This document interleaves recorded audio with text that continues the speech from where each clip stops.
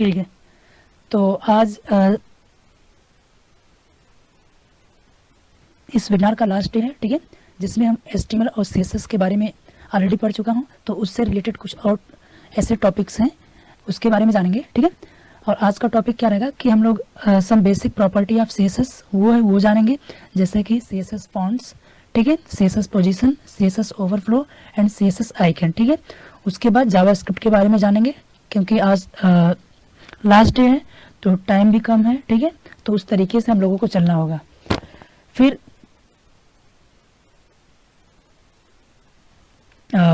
कल HTML और CSS से रिलेटेड किसी को कोई डाउट है या प्रॉब्लम है तो वो पूछ सकता है, या फिर मैं आगे चलूं। ठीक है, कल हम रजत सर ने CSS की क्लास ली थी, कोई बताएगा CSS क्या होता है?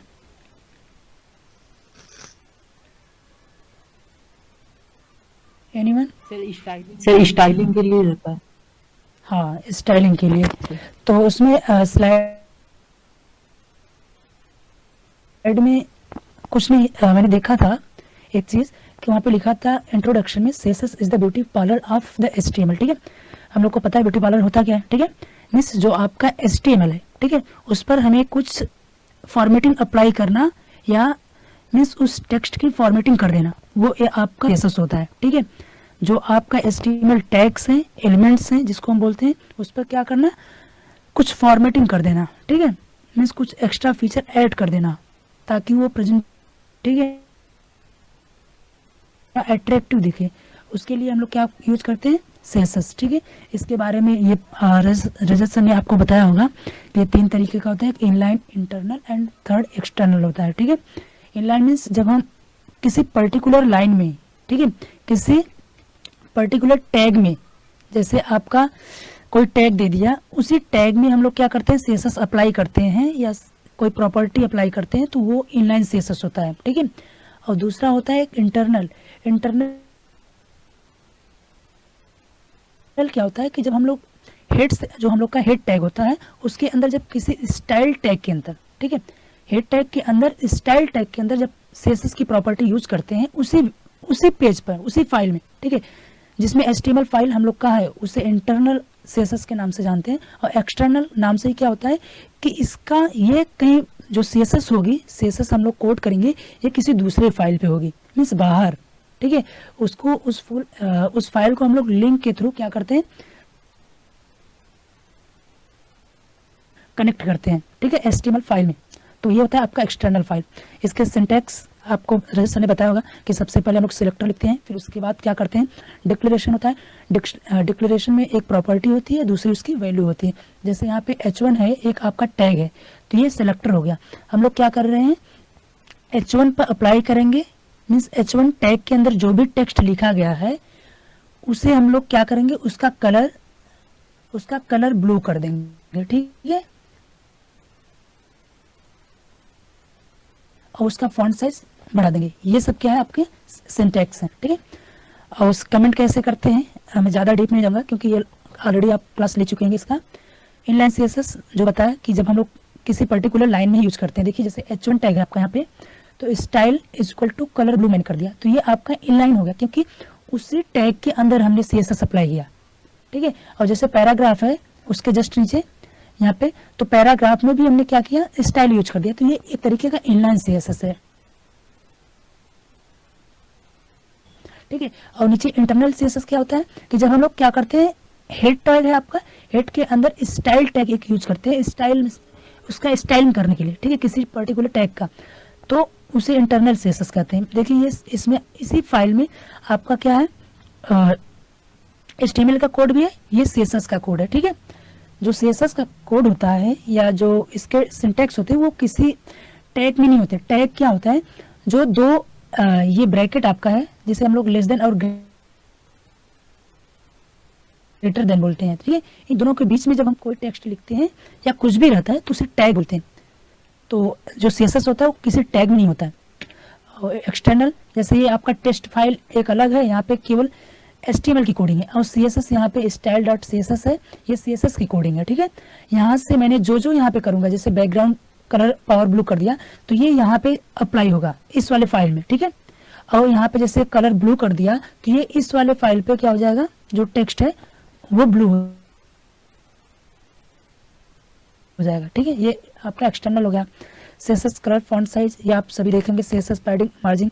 इससे कोई डाउट है इस चीज़ से रिलेटेड? यहाँ से बैकग्राउंड इमेज कैसे लगाते हैं, अगर रिपीट हो रहा है तो कैसे, पोजीशन, अटैचमेंट के बारे में उन्होंने देखा था, मैं कॉलेज सर ने अच्छे तरीके से बताया था, ठीक है।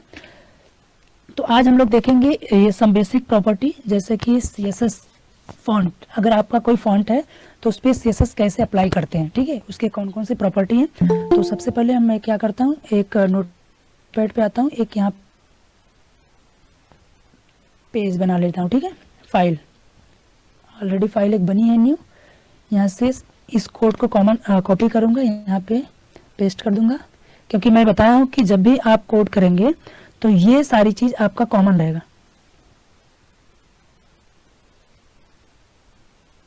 अच्छा, टोटल इतने बंदे हैं, इसका मतलब क्या पता उनको लिंक सही तरीके से मिला नहीं हो, ये भी हो सकता है क्या? दुर्गेश, विपुल, अक्षय, सनी,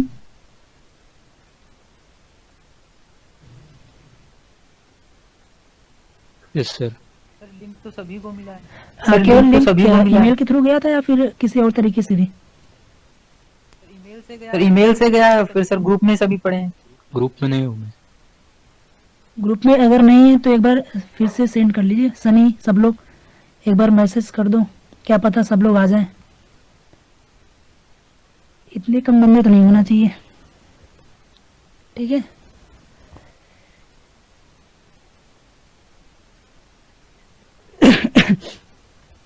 ठीक है, तो अभी एक फाइल बन गया। और यहाँ पे क्या करेंगे हम लोग, ये जो है, ठीक है, फॉन्ट से रिलेटेड, सपोज दैट यहाँ पे मैंने एक पैराग्राफ ले लिया, ठीक है। यहाँ इसको सेव कर ले रहे हैं।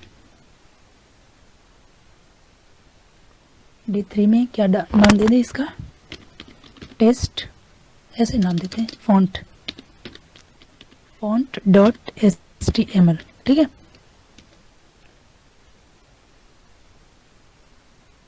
और यहाँ पे क्या करेंगे, एक पैराग्राफ मैंने लिखा, ठीक है।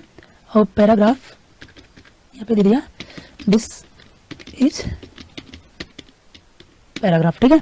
इसको सेव किया, एक बार हम लोग रन करते हैं इसको, तो ये यहाँ पे आ गया, दिखाई दे रहा है कि नहीं सबको? आया यहाँ पे, दिस इज पैराग्राफ, ठीक है। ये आपका आउटपुट आ गया। तो अभी हम लोग क्या कर रहे हैं, इंटरनल सीएसएस अप्लाई करने वाले हैं, ठीक है। इंटरनल सीएसएस कैसे अप्लाई होता है, कोई बताएगा?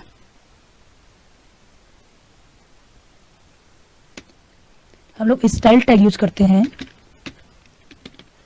स्टाइल टैग यूज करने के बाद उसमें सीएसएस के सारे कोड लिखते हैं, ठीक है। हमें एक सेलेक्टर यूज करेंगे। सेलेक्टर किस लिए, कि हमें किस टैग पर या किस HTML पे सीएसएस अप्लाई करना है, तो मुझे P1 पे करना है, ठीक है। उसके बाद क्या करेंगे, कर्ली ब्रेसेस लगा देंगे, ठीक।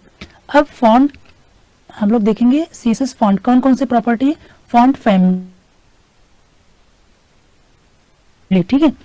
हर जो फॉन्ट होता है उसका एक खुद का होता है कि वो किस फैमिली में होगा, ठीक है। जैसे एरियल हो गया, वर्दाना हो गया, ठीक है, तमाम तरीके के होते हैं। तो मैं यहाँ पे कर दिया वर्दाना, ठीक है।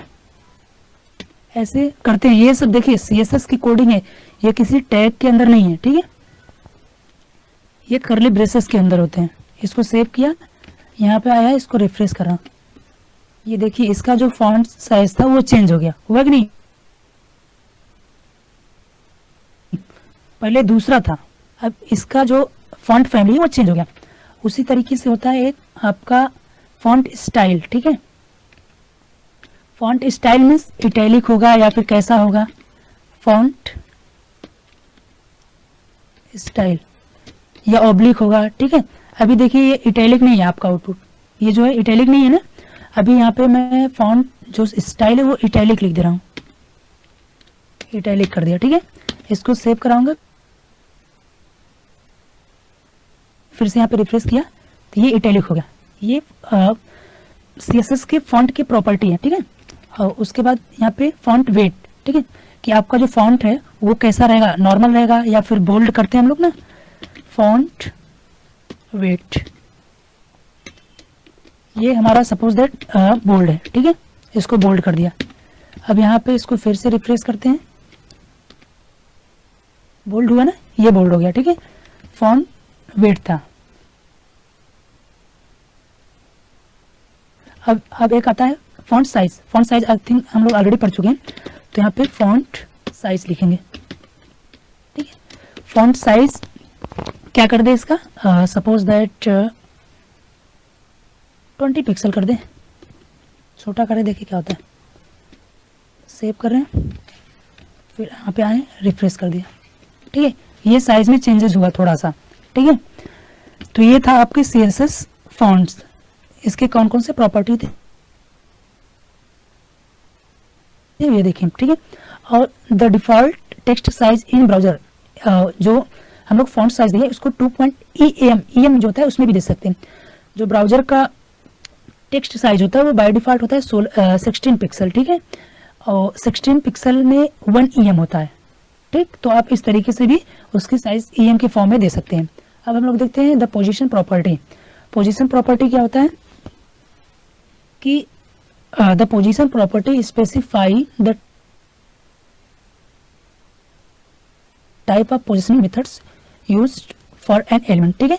कि आपका कोई एलिमेंट है जैसे ड्यू है, वो किस पोजीशन पे होगा, तो उसके बारे में इसमें कई तरीके के उसके होते हैं वैल्यू पोजीशन के, जैसे स्टैटिक हो गया और रिलेटिव हो गया, एब्सोल्यूट हो गया, ठीक है। ये सब है, तो अभी इसको हम खुद से करेंगे।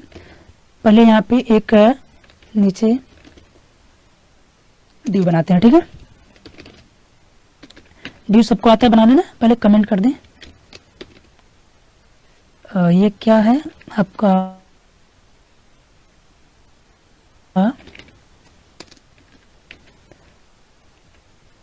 CSS पोजीशन, ठीक है। यहाँ पे कर दिया। तो अब उसके बाद क्या करेंगे, एक ड्यू बनाते हैं। ड्यू बनाने के लिए क्या करते हैं हम लोग, एक ड्यू टैग का यूज करते हैं, ठीक है। ड्यू टैग यहाँ पे ड्यू कर दिया, ठीक है। और इसमें क्या करेंगे, एक क्लास या आईडी दे सकते हैं, तो भी हम लोग क्लास देते हैं। Class equal to suppose that इसका नाम क्या कर दे, क्लास में ड्यू दे देते हैं, ठीक है। या पोजीशन पॉज दे देते हैं, ठीक है। अब इसको सेव करते हैं। अभी इसको रिफ्रेश करते हैं तो क्या कुछ आता है, कुछ नहीं है। क्यों नहीं है, कि जब तक कि हम ड्यू की हाइट या विड्थ या बॉर्डर कुछ नहीं देंगे तब तक कुछ नहीं आएगा, ठीक है। तो अभी हम लोग क्या करेंगे कि जो आपका ड्यू है उसका हाइट और विड्थ देंगे, ठीक है।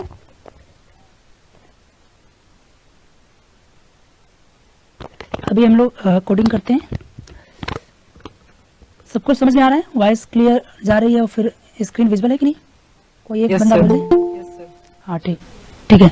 यस तो सर। अभी हम लोग क्या करते हैं, स्टाइल टैग के अंदर क्या करेंगे, जो क्लास होता है उसको डॉट की से रिप्रेजेंट करते हैं,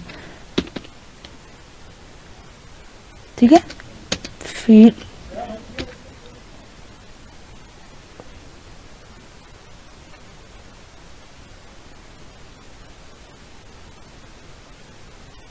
ठीक है, तो अभी इसका क्या करेंगे, हम लोग हाइट देंगे। हाइट दे दें यहाँ पे suppose that 20 pixel, sorry 200 pixel. And width दे रहे हैं कितना, ये भी 200 पिक्सल दे रहे हैं, ठीक। और बॉर्डर दे रहे हैं, बॉर्डर जो 1 पिक्सल होता है, जैसे ये फर्स्ट वाला वैल्यू, ये क्या करता है कि आप कि जो बॉर्डर बनेगा वो उस कितने पिक्सल का होगा, ठीक है। First value border 1 pixel. और सॉलिड अगर यहाँ पे देते हैं तो मीन्स आपका जो बॉर्डर बन के आएगा डिव का वो क्या होगा, सॉलिड होगा, ठीक है। यहाँ पे इसकी डॉट वैल्यू होती है, कई तरीके की वैल्यू, अगर डॉट लिख देंगे तो डॉट बन के आएगा, मतलब जो बॉर्डर बनेगा और डॉट बन के आएगा। और थर्ड वैल्यू होती है रेड, मीन्स कलर। यहाँ पे कलर आप कुछ भी दे सकते हैं, ठीक है। तो मैंने यहाँ पे 3 वैल्यू दी। अब इसको रिफ्रेश करते हैं, ये आपका बन गया, ठीक है। ये नीचे आपका डिव बन गया। ये इतना बड़ा क्यों दिख रहा है, क्योंकि मैं यहाँ पे जूम किया हूँ, ठीक है। अब सही हुआ। अब हम लोग क्या पढ़ते हैं पोजीशन के बारे में। जो पोजीशन स्टैटिक होता है, ये डिव का बाय डिफॉल्ट बन के आया, ठीक है। ये जो पोजीशन है div का वो बाय डिफॉल्ट स्टैटिक ही होता है, ठीक है। और दूसरा वैल्यू जो होता है वो रिलेटिव जब हम कर देते हैं तो मीन्स अपने div को वो अपने एक जगह जहाँ पे नॉर्मल आया था फर्स्ट टाइम, मीन्स जहाँ पे ड्यू है वो अपने प्लेस से चेंज उसे कर सकते हैं, जब तक हम लोग रिलेटिव उसका ड्यू जो पोजीशन है रिलेटिव नहीं करेंगे, ठीक है। अब यहाँ पे आते हैं, इसका पोजीशन क्या करेंगे, पोजीशन रिलेटिव कर दे रहे हैं, रिलेटिव, ठीक है। रिलेटिव करने के बाद क्या देखते हैं, कुछ होगा,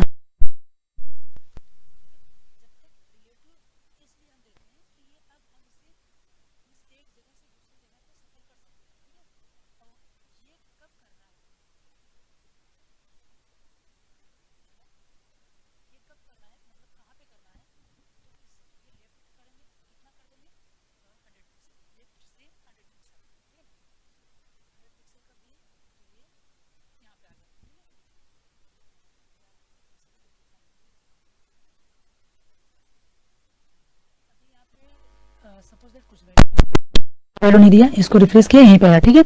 अब यहाँ पे चेंज कर रहा हूँ, इसको सेव किया, ठीक है। अब यहाँ पे आया, फिर से रिफ्रेश करूंगा तो ये अपने जहाँ पे स्टार्टिंग में था यहाँ पे है ना, ये अपने से मीन्स पूरे विंडोज से 100 पिक्सल क्या हो जाएगा, लेफ्ट हो जाएगा। इसको रिफ्रेश किया, हो गया ना। तो ये पोजीशन मीन्स कि कोई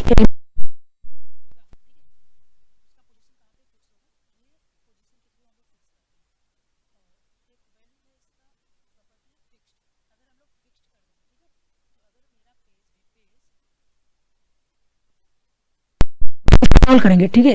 अगर वेब पेज टेक्स्ट है, ठीक है, या फिर एलिमेंट्स है, तो उसको स्क्रॉल कि मैं सोच रहा हूँ कि जो मेरा ये ड्यू है वो एक जगह कहाँ पे हो जाए, फिक्स हो जाए, ठीक है, कहीं पे। तो वहाँ पे उस कंडीशन में पोजीशन क्या कर देते हैं, फिक्स कर देते हैं। तो अभी इसी में हम लोग देखते हैं पोजीशन फिक्स करके।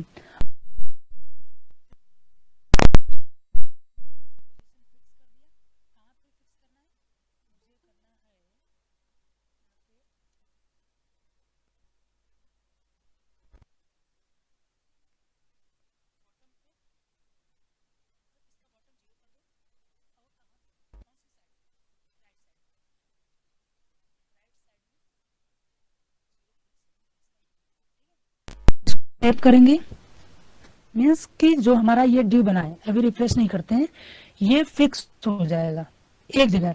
अब जो बॉटम और मैंने राइट वैल्यू दिया है मीन्स कि बॉटम नीचे रहेगा और कौन सी साइड में, नीचे बॉटम में रहेगा विंडो के, लेकिन राइट साइड में मीन्स यहाँ पे रहेगा, ठीक है, यहाँ पे जहाँ पे माउस मेरा है पॉइंटर, ठीक है, यहाँ पे आएगा। इसको रिफ्रेश करते हैं, नहीं आया, देखते हैं क्यों नहीं आ रहा है। सॉरी, पोजीशन यहाँ पे नहीं रहेगा, यहाँ पे फिक्स रहेगा ना। देखिए एक एक पॉइंट हम लोग करेंगे तभी समझ में आएगा। देखिए यहाँ पे पता चल गया क्यों नहीं हो रहा है, कूल माइंड से करना है हमें, ठीक है। अभी इसको रिफ्रेश करते हैं तो ये आ गया साइड में, दिख रहा है आप सभी को।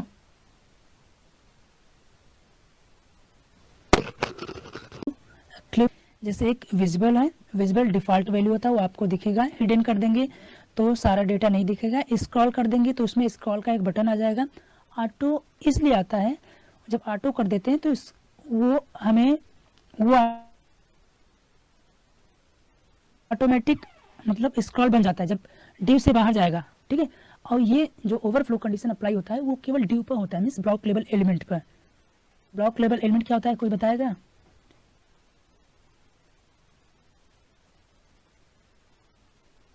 ब्लॉक लेवल एलिमेंट क्या होता है, मैंने बताया था,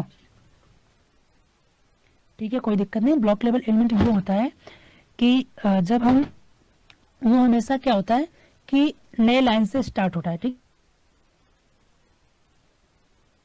है, जैसे पैराग्राफ हो गया, डिव हो गया, ठीक है। जब आप एक ही वेब पेज में कई सारे डिव बनाएंगे तो वो उसके जस्ट नीचे बनता जाएगा, ठीक है। जब पैराग्राफ आप कोई लिख रहे हैं, मल्टीपल पैराग्राफ, तो वो एक ही लाइन में नहीं आएगा, वो अलग अलग लाइन में आएगा, ठीक है। तो वो ब्लॉक एलिमेंट होता है। तो ये जो आप ओवरफ्लो कंडीशन होता है वो ब्लॉक लेवल पे ही अप्लाई होता है, ठीक है।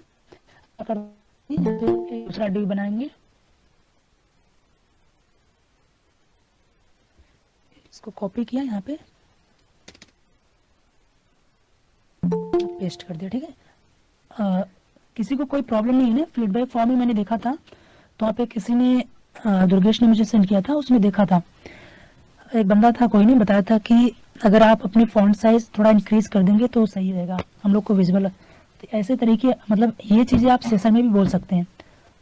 तो इस तरीके से देखिए, मैंने फॉन्ट साइज भी इंक्रीज कर दिया है और जूम करके भी आउटपुट दिखा रहा हूँ, ताकि आप लोगों को कोई प्रॉब्लम ना हो। ठीक है, इसलिए फीडबैक फॉर्म फिलअप कराया जाता है आप लोगों से, ताकि जो कमियां हैं वो बताएं। ठीक है, जब तक आप हम लोग की कमियां बताएंगे नहीं, तब तक हम लोग खुद इम्प्रूव कैसे करेंगे खुद को। ठीक है, ये अब CSS ओवरफ्लो हम लोग देखते हैं, ओवरफ्लो। ठीक है, तो यहाँ पे ओवर लिख दे रहा हूँ, हाँ अलग ही बना देते हैं। ठीक है, ओवर,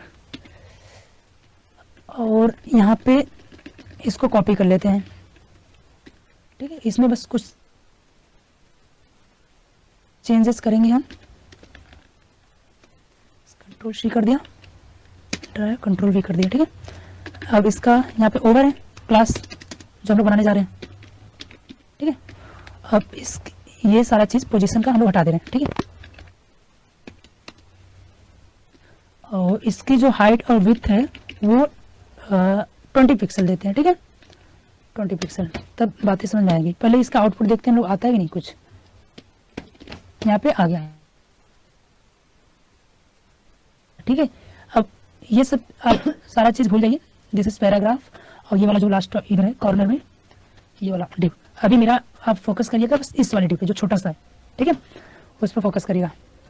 अभी मुझे क्या करना है कि अभी मुझे क्या करना है, इसमें जो आपका डिव बना है, कुछ इसमें इंफॉर्मेशन दे दे रहा हूँ। इस डिव में एक कोई पैराग्राफ लिख दे रहा हूँ, एक पैराग्राफ लेता हूँ यहाँ पे, दिस इज ओवरफ्लो।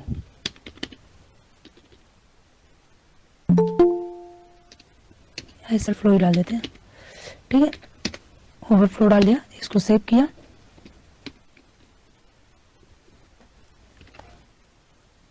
ये बाहर आ गया। क्लास शोवर 20 पिक्सल,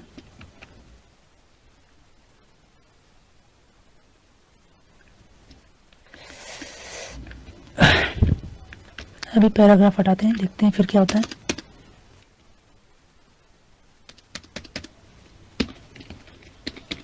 ठीक है, हाँ उसको हटा दिया, और इसकी साइज में जो विड्थ है ये अपने टेक्स्ट के अकॉर्डिंग ले रहा हूँ 80 पिक्सल।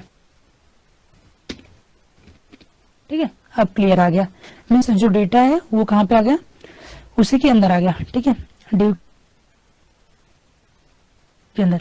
अब जो मेरा अप्लाई होता है ये CSS ओवरफ्लो विजिबल। ठीक है, विजिबल जो है वो बाय डिफॉल्ट आएगा, और हिडन, जब हिडन करते हैं, जैसे कि ये है आपका ओवरफ्लो, मैंने एक लिखा। ठीक है, जैसे यहाँ पे कंट्रोल D करूंगा, एक और आ गया, इसको सेव किया और फिर रिफ्रेश किया, क्या होता है, ये ओवरफ्लो एक नीचे आ गया। ठीक है, आ गया ना, दिख रहा है कि नहीं सबको, ओवरफ्लो नीचे आ गया एक।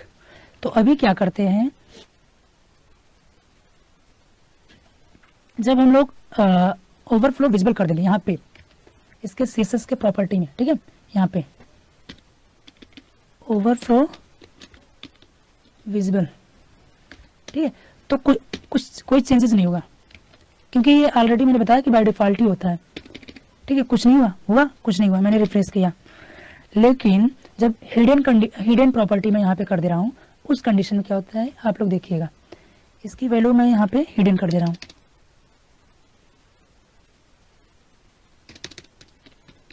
ठीक है, इसको सेव किया, फिर से यहाँ पे आया, अब रिफ्रेश कर रहा हूँ, तो ये जो आपका ओवरफ्लो एक नीचे था यहाँ पे, वो गायब नहीं हुआ, मीन्स वो हाइड हो गया है। वो डिव में है वहां पे, लेकिन वो दिखाई नहीं दे रहा है। इसलिए हम लोग हिडन ओवरफ्लो जब हो तो उसे हिडन कर देते हैं कोई भी डेटा, ठीक है। अब एक प्रॉपर्टी और है स्क्रॉल, ठीक है। बहुत सारे हैं वहाँ पे, अगर ड्यू के अंदर आपके डेटा, ठीक है, तो वहाँ पे प्रॉपर्टी एक स्क्रॉल आती है। अगर मैं स्क्रॉल कर दे रहा हूँ उस कंडीशन में क्या होगा, यहाँ पे आया, अब इसको रिफ्रेश करता हूँ, ठीक है। आपको दिख रहा है यहाँ पे एक छोटा सा बन गया, इसको स्क्रॉल कर सकते हैं, दिखाई दे रहा है नहीं, हेलो, यस सर। हाँ दिखाई दे रहा है ना, तो यहाँ पे स्क्रॉल कर सकते हैं, ठीक है। Yes, sir. Means आपका जितना भी कंटेंट हो आप इस ड्यू में डाल दीजिए, ठीक है, आप उसको स्क्रॉल करके देख सकते हैं। अगर आप यहाँ पे ऑटो कर देंगे, ठीक है,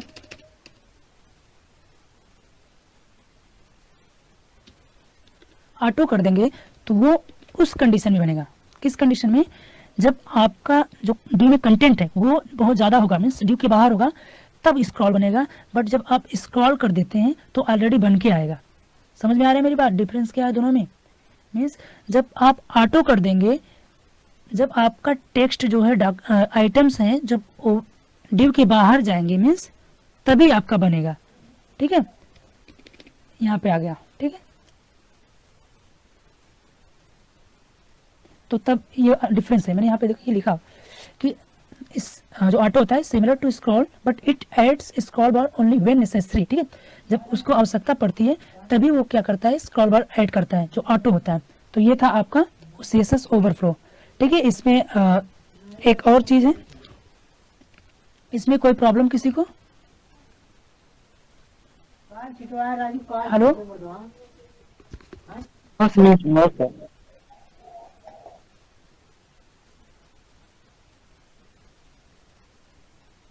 हेलो, ये समझ में आया पोजीशन क्या होता है फॉन्ट से रिलेटेड, और क्या था एक ओवरफ्लो, समझ में आया।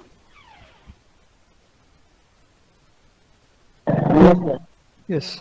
हाँ ठीक है, फिर आगे एक हम लोग जानते हैं, एक है सीएसएस आइकन। जैसे मैंने बताया था कि यहाँ पे, ठीक है, यहाँ पे जैसे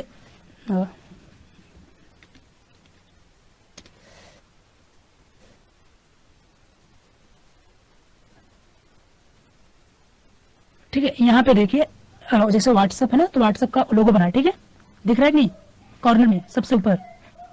और उसी तरीके से यहाँ गूगल मीट का बना है, ठीक है। उसी तरीके से अब हम लोग क्या करेंगे, एक सीएसएस आइकन होता है उसको अप्लाई करते हैं कि कैसे यहाँ पे आइकन लगाते हैं, ठीक है, वो देखेंगे। छोटा सा प्रॉपर्टी है सीएसएस का, ठीक है। तो यहाँ पे आते हैं, इसी वेब पेज में लगाते हैं, ठीक है। क्या करेंगे, इसको मिनिमाइज कर लूँ, यहाँ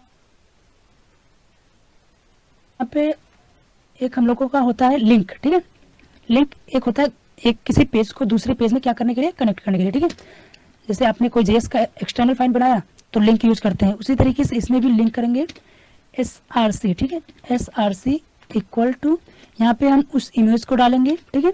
यहाँ पे रियल इक्वल टू क्या कर देंगे, हमने मुझे क्या करना है, आइकन, आइकन लगाना है, ठीक है।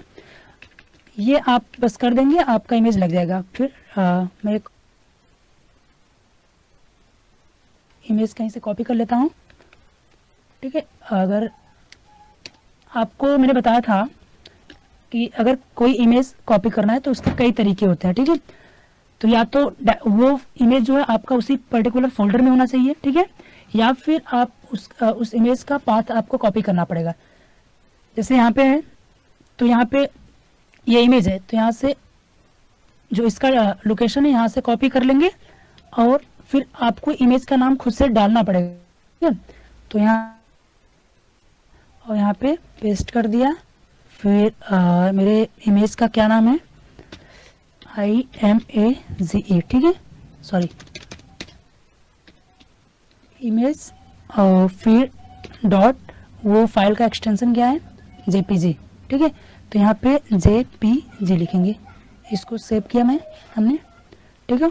फिर आउटपुट पे आया, मैग्नीफायर फिर से क्या किया, ऑन कर दिया ताकि आप लोगों को दिखाई दे, ठीक है। अब यहाँ पे आप देखिएगा, यहाँ पे चेंज होगा, ठीक है। इसको रिफ्रेश किया, नहीं हुआ,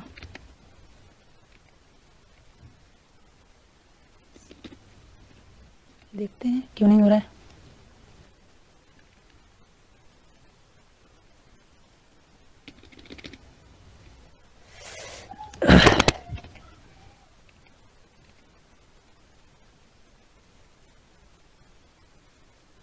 अभी इसको कट करते हैं।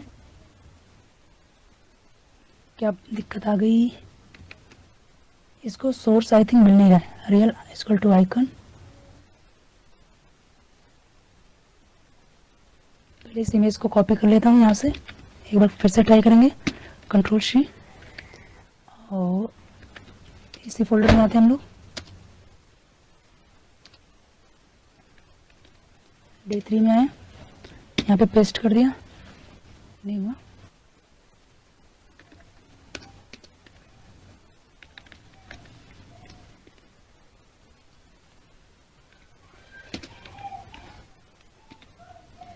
क्यों नहीं आ रहा है पता नहीं, लेकिन आना चाहिए। ऐसा होता है कभी कभी, ठीक है। हो सकता है कि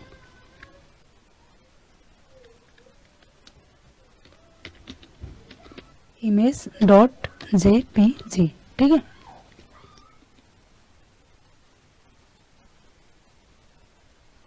लिंक ही तो रहता है।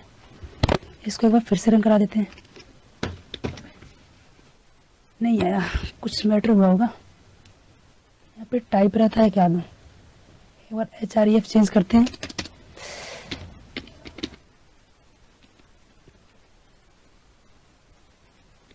हाँ, href रहेगा, ठीक है। सॉरी, मैंने वहाँ पे src लिख दिया था।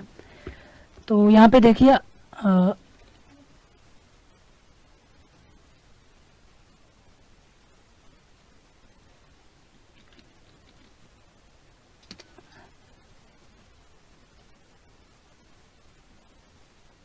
यहाँ पे देखिए, दिख रहा है। यहाँ पे पहले क्या था, एक लोगो इस तरीके का था, टेबल वाला, वही पिछले वाला पेज था, मैंने रन कराया था, ठीक है।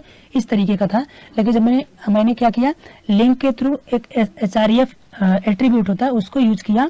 फिर उसमें रियल में क्या कर दिया था, रिलेशनशिप में मैंने आइकन डाल दिया था। तो ये आपका जो लोगो है यहाँ पे आ गया, ठीक है। तो ये समझ में आया सबको? देखिए, आप खुद से ट्राई करेंगे तभी आएगा, ठीक है। ये चीजें आप खुद से करिएगा। तो ये था आपका CSS आइकन, ठीक है। अब इसको मैं कैंसिल कर देता हूँ। और उसके बाद देखता हूँ क्या है टॉपिक्स। उसके बाद एक मार्क्यू टैग होगा जो थोड़ा अट्रैक्टिव लगता है, ये सब लोग अक्सर यूज करते हैं। अभी इसको भी यूज कर लेते हैं, ठीक है। मार्क्यू क्या करता है, जैसे आपका बॉडी टैग में है कुछ चीज़, ठीक है। यहीं पे मैं क्या कर दे रहा हूँ, मार्क्यू टैग यूज कर दे रहा हूँ। ये यहाँ पे MARQ, ठीक है, मार्क्यू टैग जिसको बोलते हैं। और यहाँ पे मार्क्यू क्लोज कर देते हैं। तो क्या होता है देखते हैं एक बार, ठीक है। इसको सेव किया और यहाँ पे जो है आपका पैराग्राफ है, ये इस तरीके से क्या हो जाएगा, रन करने लगेगा, ठीक है। हो रहा है, ये मार्क्यू टैग है। इसके कई सारे प्रॉपर्टी हैं जो स्लाइड में दिए हैं, ठीक है। कि जैसे आपका डायरेक्शन है, बाय डिफॉल्ट कहाँ से आ रहा है, वो लेफ्ट से आता है राइट की तरह, ठीक, सॉरी राइट से लेफ्ट की तरह आता है। जब डायरेक्शन राइट कर देंगे तो वो राइट की तरफ जाएगा। और बिहेवियर क्या होता है, अल्टरनेट, ठीक है। जो आपका ये इस तरीके से जा रहा है, ठीक है, ये चला जा रहा है ना। जब बिहेवियर अल्टरनेट कर देंगे तो क्या होता है, अभी हम लोग करके देखते हैं।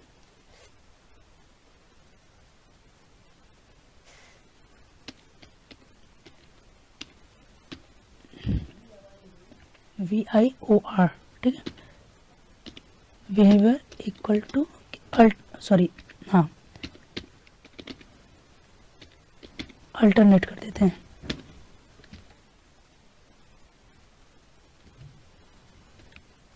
ठीक है। अभी इस पेज को क्या करते हैं, फिर से रिप्लेस। देखिए, ये दिस इज पैराग्राफ क्या कर रहा है, विंडो के बाहर चला जा रहा है। लेकिन जब बिहेवियर अल्टरनेट करेंगे, इसको रिफ्रेश करेंगे, तब क्या होता है, नहीं हुआ, कहीं पे मिस्टेक हुआ होगा कुछ। तो ये मीन्स क्या करेगा, यहाँ से मीन्स टच करेगा इसको, फिर इसी साइड में जाएगा, ठीक है। फिर इसी जो आपका टैब है, विंडो है, ये इसी में क्या करेगा, अल्टरनेट घूमता रहेगा। अब पता नहीं क्यों नहीं काम कर रहा है कहीं पे, बिहेवियर अल्टरनेट, सर अल्टरनेटिव अच्छा सर गलत है, अल्टरनेटिव वही तो कर दिया। ALTER, हाँ ठीक है, हो जाता है ये, ठीक है। तो ये सब चीज़ें हैं, आपको मतलब केयरफुल रहना है सारी चीज़ से। ये हुआ ना, हाँ, थैंक यू जिसने भी बताया, ठीक है। अब इसके बाद क्या है, स्क्रॉल अमाउंट में अगर इसका स्पीड देना है, कितना मिली सेकेंड की स्पीड से ये चलेगा, दौड़ेगा, ठीक है। Scroll amount on mouse over means जब उस वर्ड पे या टेक्स्ट पे आप ले जाएंगे माउस को तो वो स्टॉप हो जाएगा, इसके लिए यहाँ पे दिया है मैंने प्रॉपर्टी, ठीक है। ऑन माउस आउट स्टार्ट कर देंगे, वहां से हटाएंगे, ये स्टार्ट फंक्शन कॉल कर देगा, मीन्स स्टार्ट हो जाएगा, ठीक है। ये पीपीटी में दिया है, आप खुद से ट्राई करेंगे, ठीक है। तो यहाँ तक HTML CSS का जो है चैप्टर मीन्स सेशन समाप्त होता है। इसके बाद रेजर सर JS जावास्क्रिप्ट लेंगे एक सेशन, ठीक है। कोई किसी को डाउट, समझ में आया मेरी सारी बात? हेलो, ठीक है। तो अभी मैं रजत सर को बोल रहा हूँ, वो जावास्क्रिप्ट लेंगे सेशन, ठीक है।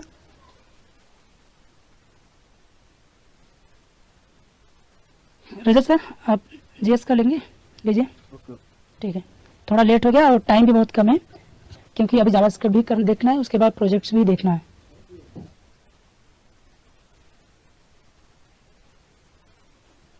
सर पीपीटी में SRC जो लिखा रखा है वहाँ पे वो href आएगा ना? हेलो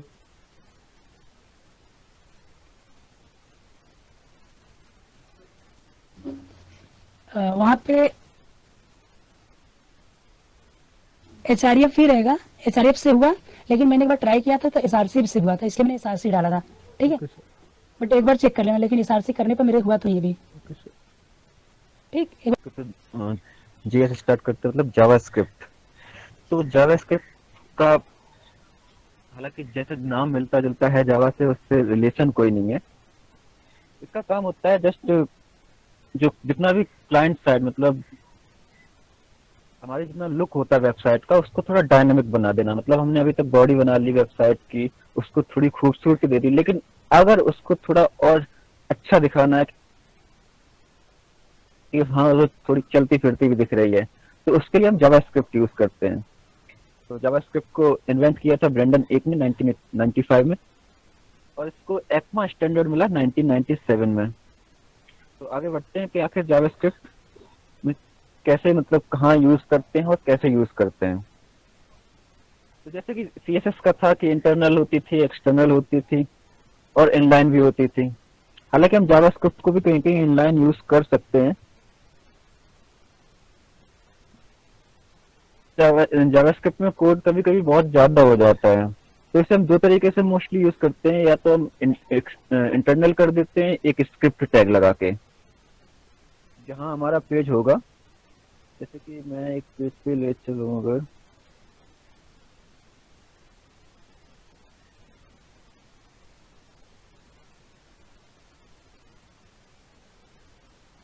जैसे ये कल मैं पेज बना रहा था एक, तो अगर इस पेज पे देखूं तो अभी तक HTML था और थोड़ा बहुत CSS था। तो CSS के लिए हमने क्या किया था, एक स्टाइल टैग लगाया था और उसके अंदर हमने अपनी CSS लिख दी थी। इसी तरह से हम अपने अगर जावास्क्रिप्ट लिखना चाहते हैं तो एक स्क्रिप्ट टैग लगाते हैं।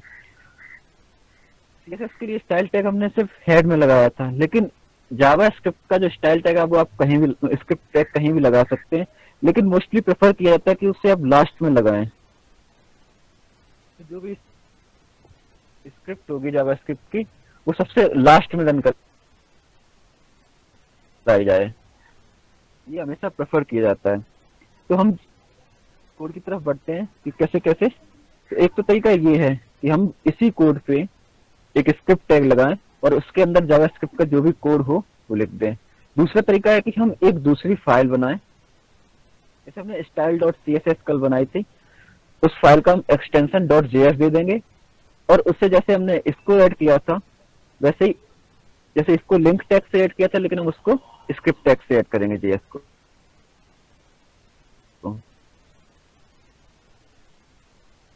ठीक, इतना समझ में आया? Yes sir. तो हम जावास्क्रिप्ट को दो तरीके से मेनली यूज करते हैं, या तो इंटरनल करेंगे या एक्सटर्नल अलग से फाइल बना के। इसके बाद हाँ ये तरीका है एक्सटर्नल वाला। इसके बाद आता है कि जावास्क्रिप्ट दिखती कैसे है, जावास्क्रिप्ट का आउटपुट कैसे आता है। तो हम अपने यहाँ पे कोड लिख के दिखाते हैं हल्का सा यहीं पे।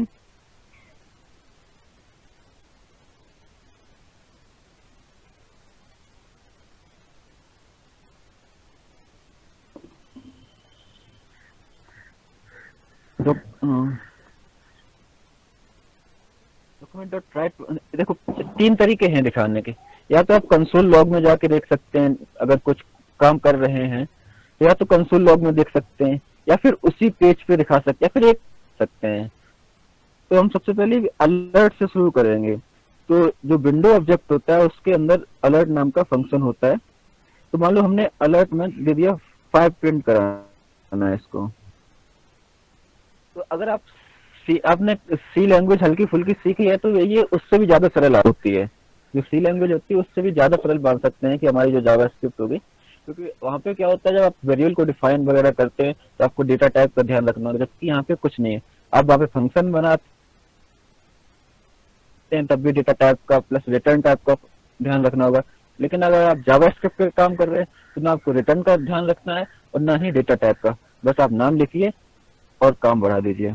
जैसे हमने ये फंक्शन बनाया, तो जैसे ये पेज खुलेगा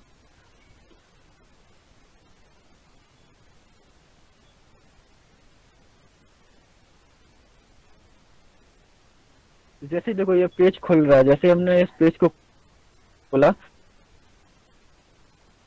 सबसे पहले ऊपर एक अलर्ट बॉक्स आ गया है, उसमें लिखा है 5। ओके करेंगे तो आप आगे पहुंच जाएंगे। अब हम यहाँ पे कुछ और चीज देखते हैं, जैसे हम कोई स्ट्रिंग दे देते हैं। तो स्ट्रिंग में हमने लिख दिया आर यू रेडी। हम देखेंगे अपने यहाँ पे, फिर से रिफ्रेश करते हैं तो ये यहाँ पे लिखा आ गया। तो एक तो ये तरीका हो गया अपने आउटपुट को देखने का। दूसरा हम यूज कर जोड़ा है उसके थ्रू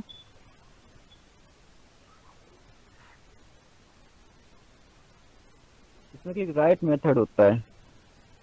ये भी सेम अदर लैंग्वेजेस की तरह ऑब्जेक्ट ओरिएंटेड लैंग्वेज है, इसमें आप ऑब्जेक्ट्स और मेथड्स के थ्रू काम करते हैं।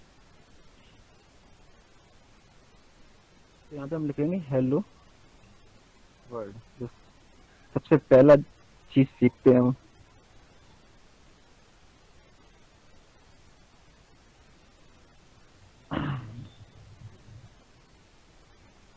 ये देखो यहाँ पे लिखा आ गया लास्ट में जाके, क्योंकि हमने यहाँ पे सबसे लास्ट में लिखी थी अपनी स्क्रिप्ट। तो सबसे लास्ट में यही स्क्रिप्ट अगर हम बीच में कहीं लिख दें तो वो वहां पे दिखेगा।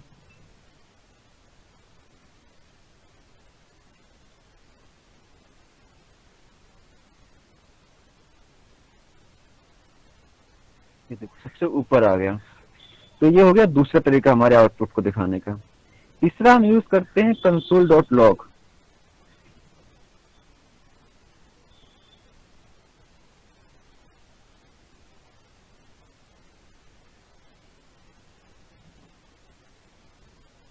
ये वाला तरीका सिर्फ डेवलपमेंट के लिए होता है कि आप डेवलपमेंट कर रहे हैं तो कुछ चीजें अगर आपको देखनी है। ये देखो हेलो वर्ल्ड लिख के आ गया हमारे। स्क्रीन विजुअल है, आप सब लोगों को दिख रही है? Sir, screen is lagging. Hello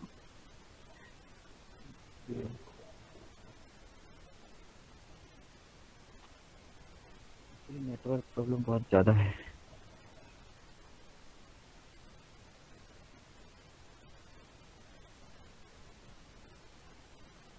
शायद कंसोल विंडो दिख रही है।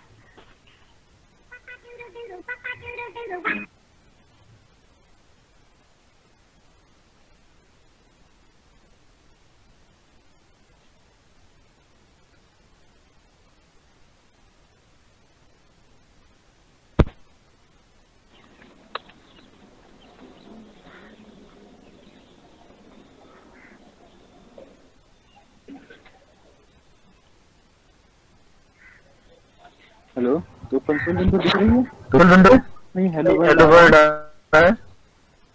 Yes.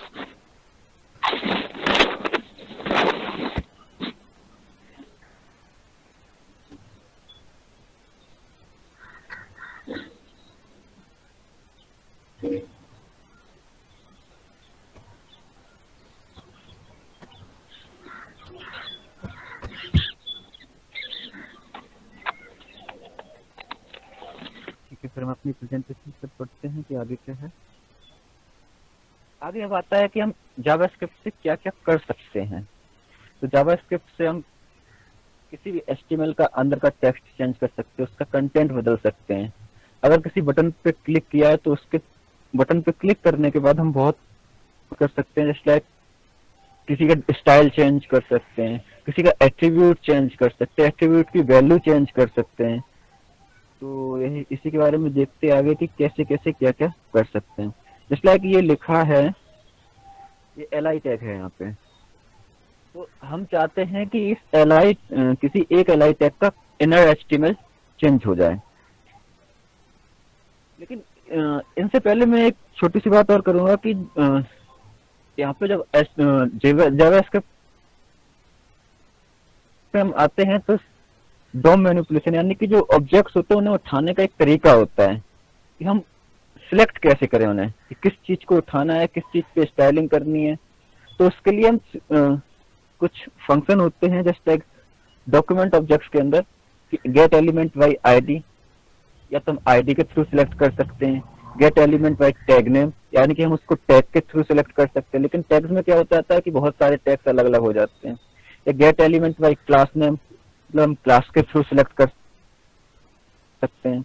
तो हम किसी एक एलिमेंट को यहाँ पे आईडी दे देते हैं, तो हम उसको आईडी के थ्रू सिलेक्ट करेंगे उसके।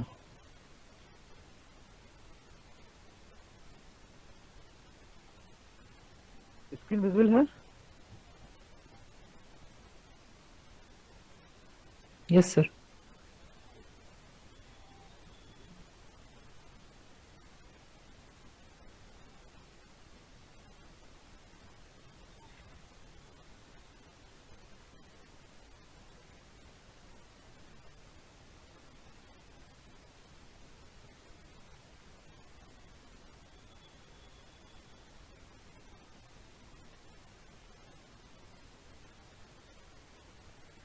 जावास्क्रिप्ट में हम हमेशा कैमल केस नोटेशन यूज करते हैं।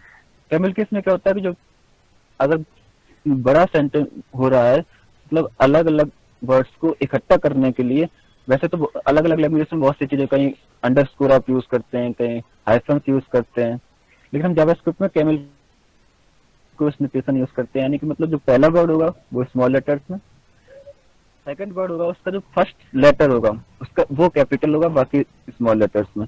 तो यहाँ पे भी करेंगे। तो ये होता है डॉक्यूमेंट ऑब्जेक्ट के अंदर।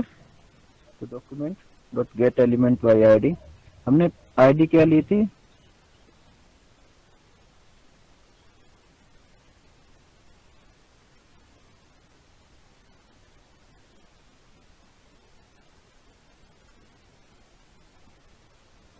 तो हमने ये आईडी सिलेक्ट कर ली है। लेकिन अभी इससे होगा तो कुछ नहीं, क्योंकि हमने ना किसी पे कुछ कहा कि इसे सिलेक्ट करके करना क्या है, बस हमने एक सिलेक्ट करने का तरीका बता दिया। बाकी हम आपको अभी और आगे जब बढ़ेंगे तब बताएंगे कि क्या क्या होता है।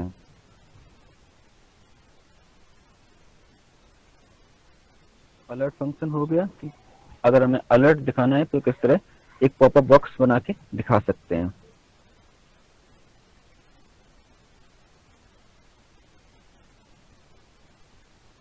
अब बात करते हैं, जैसे सी लैंग्वेज में हम पढ़ते हैं वेरिएबल्स, अगर किसी भी वैल्यू को स्टोर करना है तो हमें वेरिएबल्स की जरूरत पड़ती है। तो सेम ऐसे ही हम जावास्क्रिप्ट में भी वेरिएबल्स बनाते हैं। लेकिन वेरिएबल बनाते समय यहाँ हमें डेटा टाइप का कोई ध्यान नहीं रखना होता है। जस्ट इसका जो सिंटेक्स होता है बहुत सिंपल होता है, जस्ट VAR स्टार्टिंग में लगाना और वेरिएबल का नाम लिखना है और उससे डिक्लेयर कर सकते हैं। तो अगर मान लो हमने कोई वेरिएबल बनाया गांधी नाम से, बस इतना सा काम है कि वेरिएबल लिखा और उसके बाद वेरिएबल का नाम। मान लो यहाँ पे हमें वैल्यू भी असाइन करनी है तो इसका असाइनमेंट भी यहीं मान लो हमने 5 दे दिया, और जैसे हमने प्रिंट का भी बताया था कि प्रिंट कैसे करते हैं, तो डॉक्यूमेंट डॉट राइट, और इसमें लिख देंगे गांधी। ठीक, तो क्या होगा कि हमने वेरिएबल को डॉक्यूमेंट डॉट राइट को दे दिया। अब वो जो डॉक्यूमेंट डॉट राइट फंक्शन है वो इससे प्रिंट कर देगा, जैसे हमारे सी लैंग्वेज में होता था प्रिंट एफ फंक्शन, वैसे सेम ये काम करता है राइट फंक्शन। एक बार आउटपुट देखते हैं अपना, 5 लिखा है लास्ट में।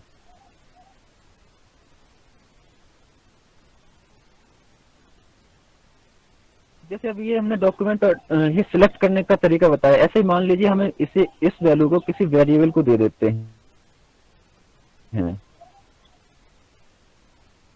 मूव नाम का वेरिएबल बनाया मैंने और इस वैल्यू को दे दिया। अब इसका मतलब क्या होगा कि मूव नाम के वेरिएबल में ये जो आईडी है मूवमेंट, उसका कुछ भी जो भी उठाना होगा वो पूरा टैग उसके अंदर आ जाएगा। अब इससे रिलेटेड कुछ भी यूज करना हो, आपको कुछ भी चेंज करना हो, वो सब आप कर सकते हैं। तो मैं यहाँ पे एक बटन बनाऊंगा,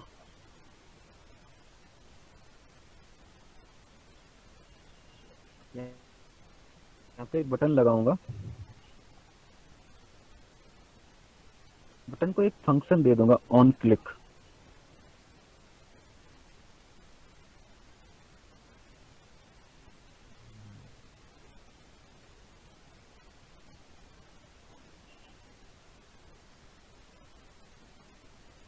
अभी ऐसे नहीं करते क्योंकि अभी फंक्शन हमें बताया नहीं है, तो क्योंकि ये एक जो ऑन क्लिक होता है वो एक फंक्शन की रिक्वायरमेंट करता है, या फिर हम इसको डायरेक्टली पूरा कोड जो होगा यहीं पे लिख देते हैं। तो जैसे हमने ये जो बनाया है document dot gate element by ID, इसको यहीं पे ले लेते हैं।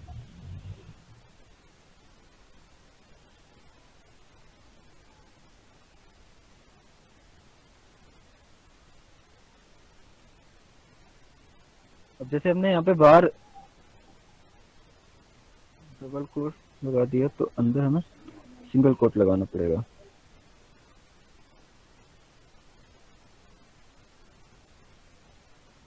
ठीक है, तो हम यहाँ पे इस मूवमेंट वाली आईडी को ले सकते हैं और हम कहेंगे कि डॉट, इसका करना क्या क्या है, इसका इनर एचटीएमएल चेंज कर देते हैं। तो इनर एचटीएमएल में हम एक इनर स्ट्रिंग दे सकते हैं।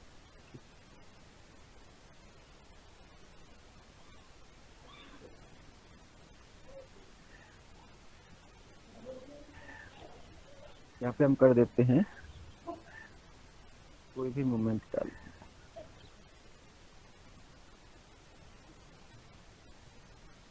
तो जब ये और इसको लिख सकते हैं चेंज। जब भी आप ये बटन दबाएंगे तो उसका जो कंटेंट होगा वो चेंज हो जाएगा। देखा जावास्क्रिप्ट से आपने कैसे एचटीएमएल का कंटेंट चेंज कर दिया। जैसे यहाँ पे अभी खेड़ा मूवमेंट लिखा था और बटन दबाने से इसका कंटेंट चेंज हो गया। तो ये तो बेसिक काम है जावास्क्रिप्ट का। ऐसे बहुत सारे काम हैं जो जावास्क्रिप्ट से आप कर सकते हैं और जो अपने वेब पेज को बहुत अट्रैक्टिव बना सकते हैं।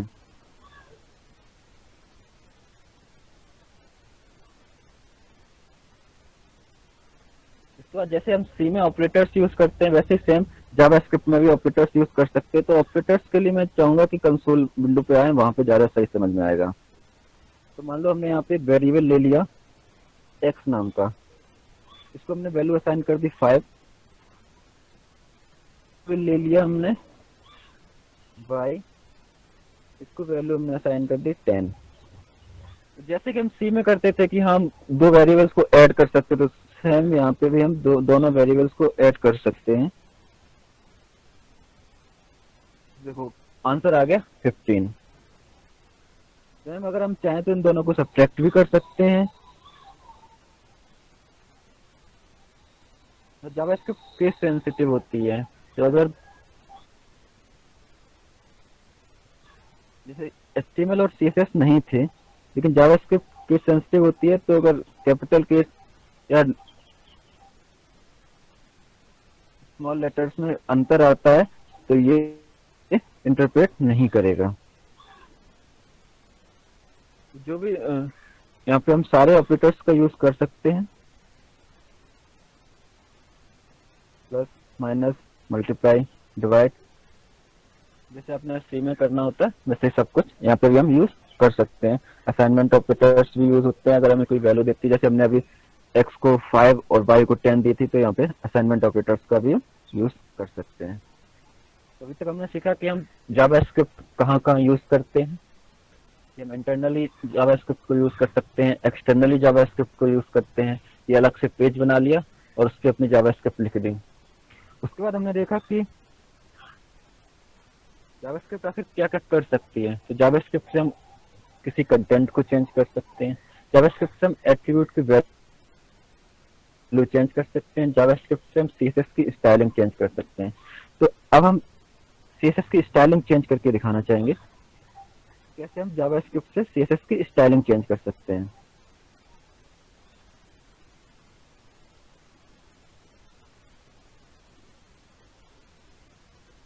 जैसे हमने ये इसको आईडी दे रखी है, तो हम चाहते हैं कि अब जो बटन दबाने पे जो हमने बटन प्रेस किया था उस पर हमने उसका इनर एचटीएमएल चेंज कर दिया था।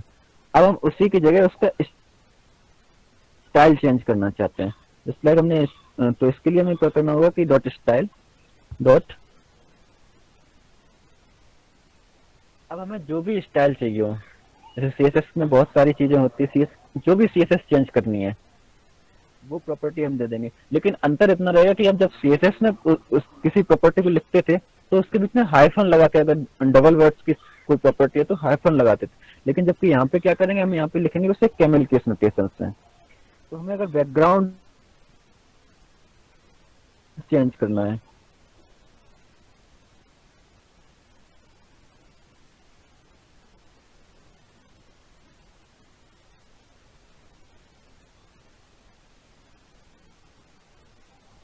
स्क्रीन विजुअल है सब लोगों को?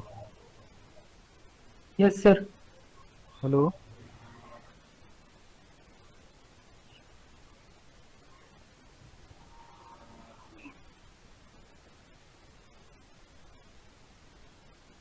तो मैं ले लेता हूँ येलो बैकग्राउंड कर देता हूँ।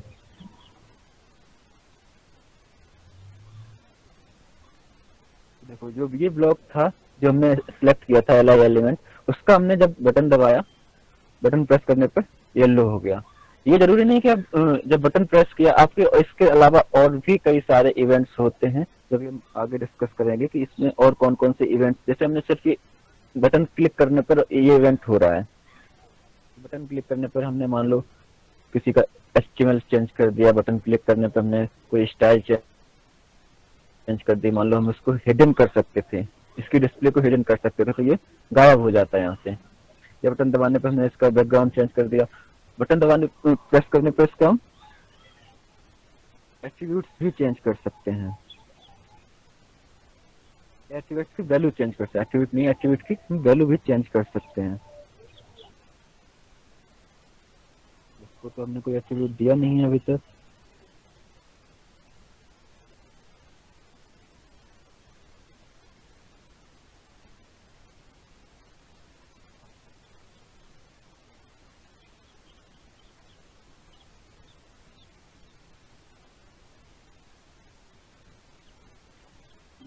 फिर बात आती है कि जावास्क्रिप्ट में फंक्शंस कैसे बनाते हैं।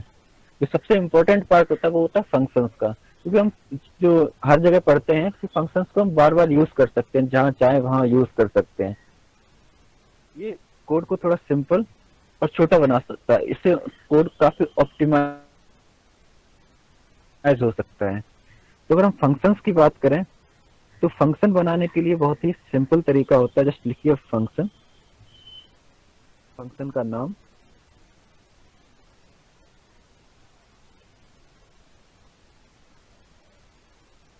चेंज एचटीएमएल,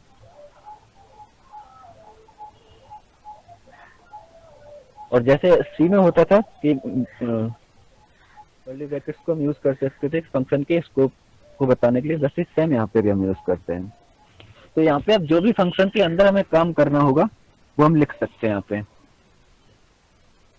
अब हम वही काम जो यहाँ पे बहुत सारा कोड हमने इस लाइन में लिखा था, वो काम हम डायरेक्टली यहाँ पे फंक्शन बना के कर सकते हैं।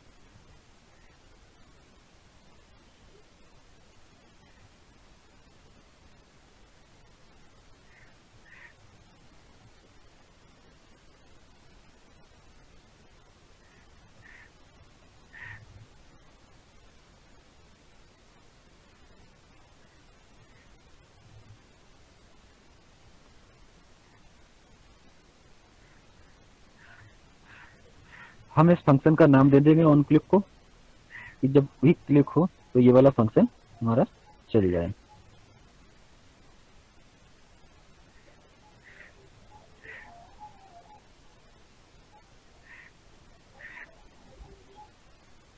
सब सही है। इसका इनर एचटीएमएल चेंज हो गया। तो फंक्शन बनाने से ये होता है कि हमारा कोड ऑप्टिमाइज रहता है, प्लस रीडेबल रहता है, कि हमें सारी चीज एक जगह दिख जाती है।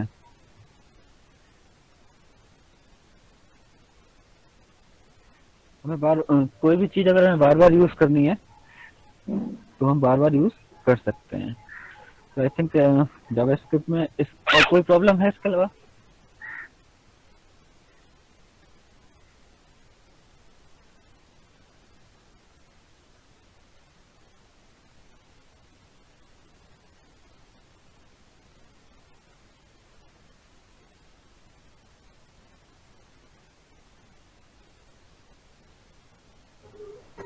इन सारी चीजों को यूज करते हुए मैं छोटा सा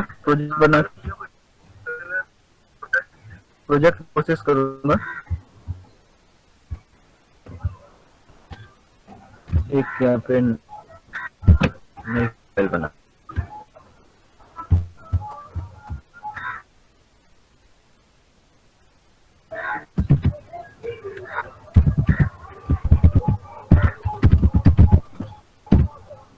तो आपको बता दें कि हम जो बनाने जा रहे हैं उसमें करेंगे कि टेबल होगी, और उस टेबल से हमें कुछ कंटेंट को फिल्टर करना होगा।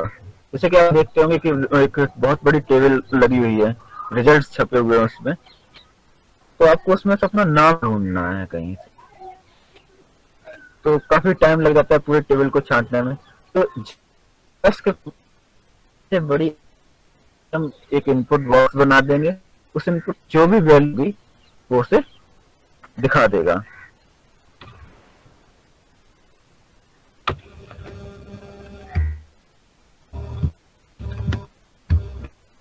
सबसे पहले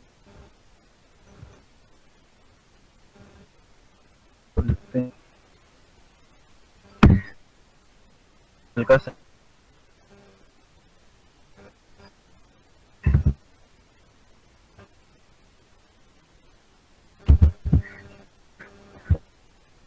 यहाँ पे चलेंगे फिल्टर करें,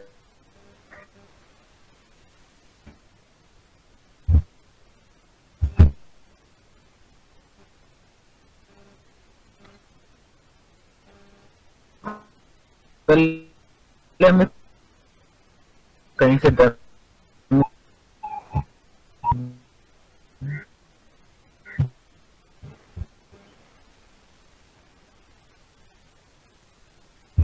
हाथ में डाली थी।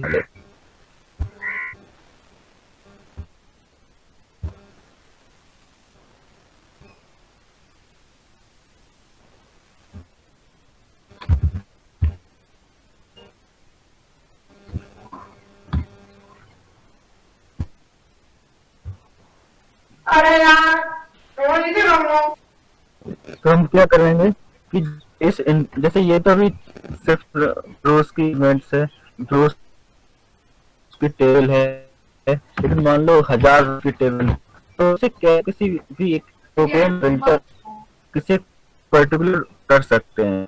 मान लो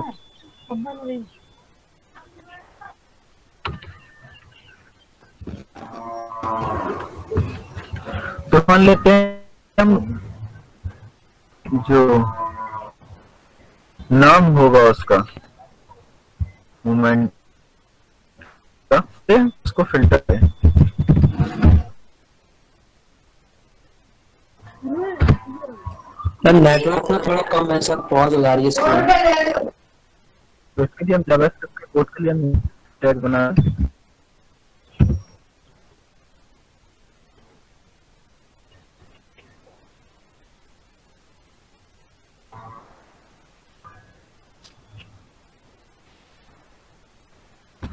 और एक फंक्शन बना लेते हैं।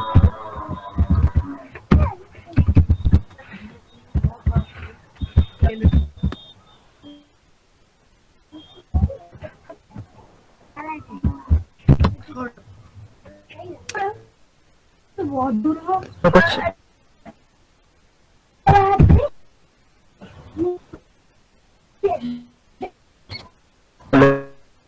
इनपुट, ये हमारा इनपुट एलिमेंट होगा यहाँ से, बस और आगे जो हिसाब से इनपुट एलिमेंट हम क्या करेंगे कि जो भी इनपुट की वैल्यू आएगी उसे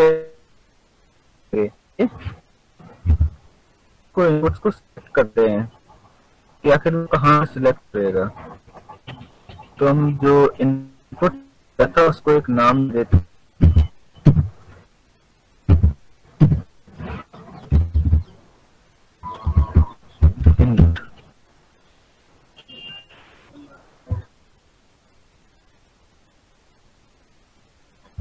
सेलेक्ट करता है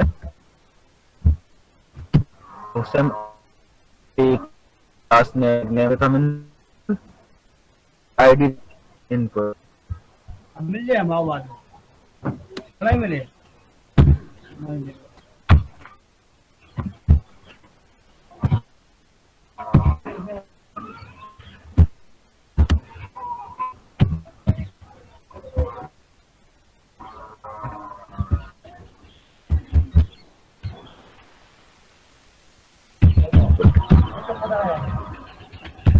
यहाँ से हम सिलेक्ट कर सकते हैं इस पर्टिकुलर इनपुट को, लेकिन हमें इस इनपुट की वैल्यू भी लेनी है। मान लो किसी ने कुछ दिया है तो उसकी वैल्यू भी तो आनी चाहिए। तो उस वैल्यू को लेने के लिए हम एक और वेरिएबल बना लेते हैं, यहाँ पर उसका नाम दे देते हैं, डिक्लेयर कर देते हैं उस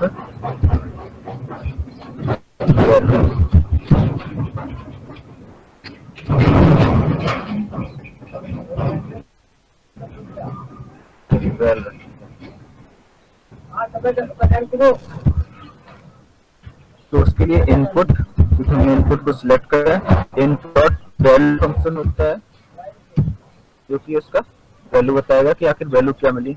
लेकिन अगर मान लो सामने वाला तो कुछ भी दे सकता है, अपर केस में भी दे सकता है, लोअर केस में भी दे सकता है, तो हम क्या करेंगे कि जो भी इनपुट मिले उसे हम अपर केस में चेंज कर लेंगे।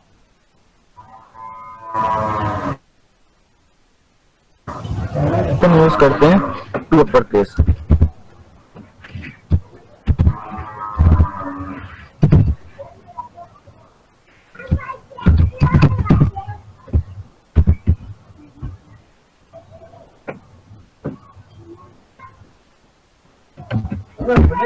तो यहाँ से हमें क्या क्या मिल गया कि हमें उस इनपुट की वैल्यू मिल जाएगी और उस इनपुट की वैल्यू भी हमें अपर केस में मिल जाएगी। अब हम करते हैं क्या, अब हमें उस टेबल से वैल्यू सिलेक्ट करनी है। जिस टेबल पे हम फिल्टर लगा रहे हैं उस टेबल से भी तो हमें वैल्यू सिलेक्ट करनी होगी। तो मान लो हम एक और वेरिएबल बना लेते हैं टेबल नाम का।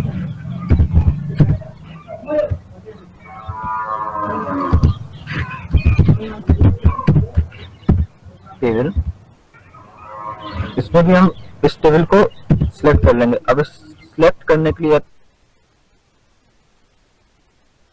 तो हमें डायरेक्ट हम टेबल सिलेक्ट करें या उसको क्लास दें या कोई आईडी दें, तो इससे हम आईडी दे देते हैं क्योंकि ये बेहतर तरीका रहता है अगर आईडी से सिलेक्ट करके। मान लो अगर आपके पेज बहुत से टेबल्स अलग अलग हो गए तो पर्टिकुलर टेबल को सिलेक्ट करने के लिए आपको आईडी देनी पड़ेगी। तो हम इसे दे देते हैं एक आईडी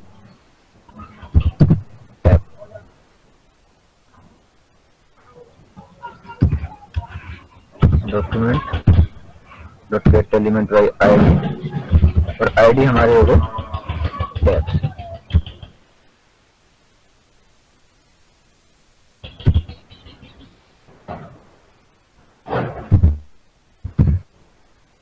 अभी तक क्या क्या किया हमने, इनपुट की वैल्यू अपर केस में कर ली, टेबल को फैच कर, लेकिन टेबल को टेबल अब हमें टेबल टीआर को फैच करना होगा। तो एक और हम वेरिएबल बनाते हैं टीआर,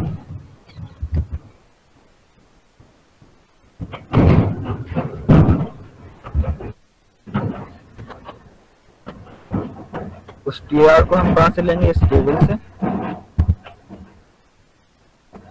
तो अगर हम अब टेबल के अंदर हम जा ही चुके हैं तो उस डायरेक्टली हम उस टैग लेगा,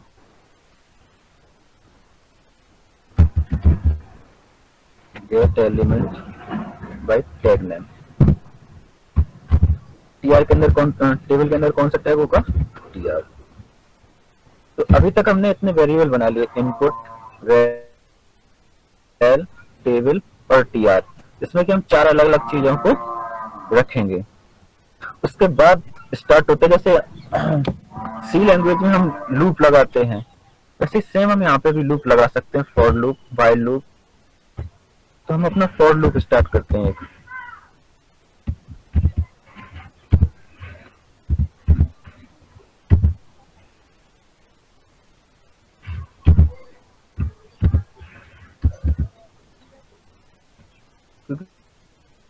की लेंथ बताएगी कि कितने बार तुम्हें टोटल कितने बार लूप चलाना है,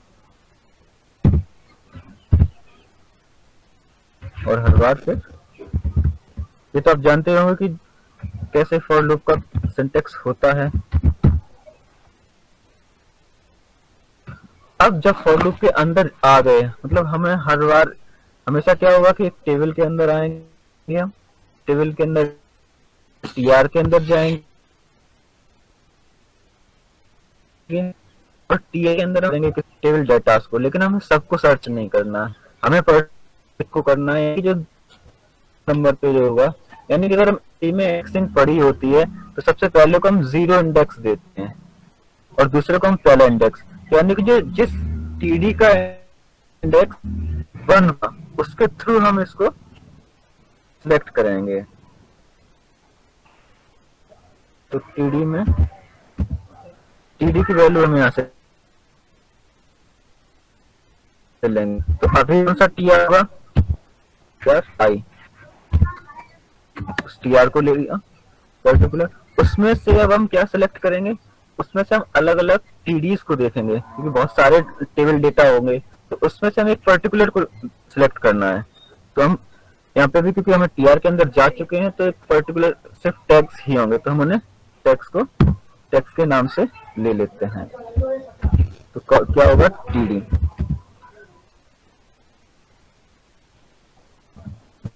को सिलेक्ट देखना है, तो हमने क्या किया, हमने जो बताया था कि हम नाम जो होंगे उनके थ्रू सिलेक्ट करेंगे। तो नाम कौन से नंबर पे आ रहा, उस नाम का इंडेक्स होगा पहला।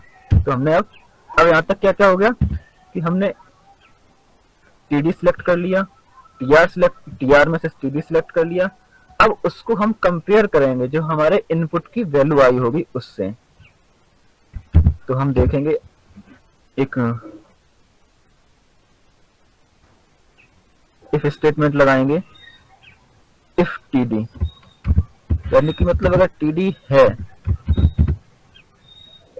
अगर टीडी लाई करता है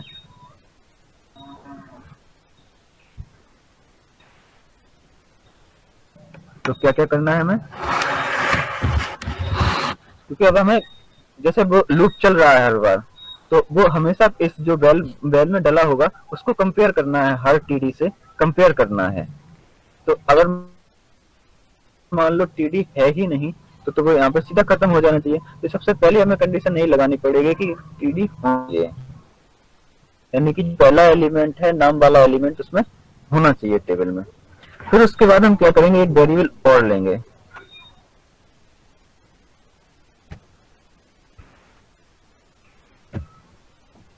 वो वेरिएबल हमें क्या बताएगा कि जो वो टीडी के अंदर कंटेंट होगा या उसका जो एचटीएमएल होगा उसकी वैल्यू बताएगा कि हाँ उसकी वैल्यू क्या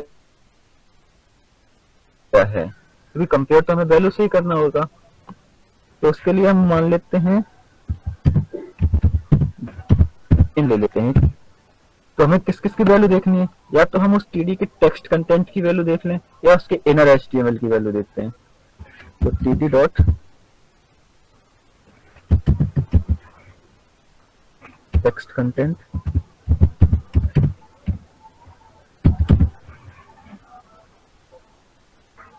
या फिर हमें उसके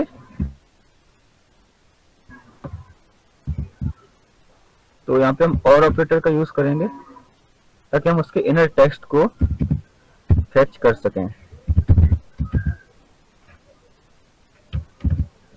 ये कुछ चीजें होती हैं जो आपको जावास्क्रिप्ट में मिल जाएंगी, क्योंकि सारी चीजें तो हम बता नहीं सकते हैं। तो एक बार आप जाके देखेंगे खुद तो पता चलेंगे। यहाँ तक हो गया। अब हमने क्या क्या देख लिया है, हमने इनपुट लिया ऊपर से, उसको हमने एक वैल्यू को दिया, वो वैल्यू ने उसे अपर केस में चेंज किया। फिर उसके बाद क्या किया, हमने टेबल को लिया, टेबल के अंदर से टीआर लिया और हमने लूप लगा दी सब पे।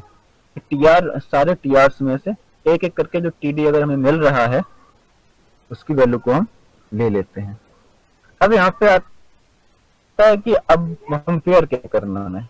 तो या तो हम डायरेक्टली वैल्यू को ही कंपेयर करा लें, तो एक तो तरीका यही है हम सीधा जो वेरिएबल तो ये वैल्यू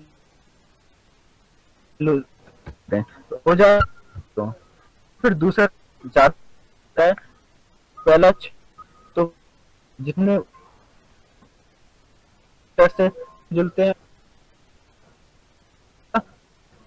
लेटर उन्हें दिखा, इसके लिए हमने फंक्शन एक तो किस तरह से यूज करेंगे हम दिखा सकते हैं।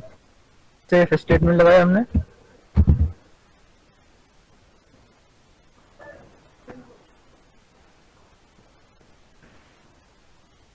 इसके अंदर जो हमने वैल्यू फंक्शन लिया है, सॉरी वैल्यू वेरिएबल लिया है, उसको भी हमें पहले तो अपर केस में चेंज करना होगा।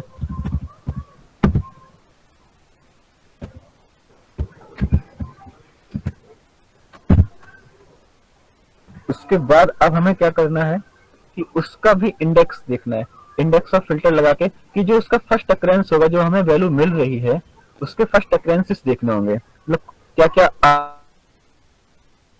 आ रहा है। तो हम इसमें इंडेक्स ऑफ फंक्शन का यूज करेंगे अभी।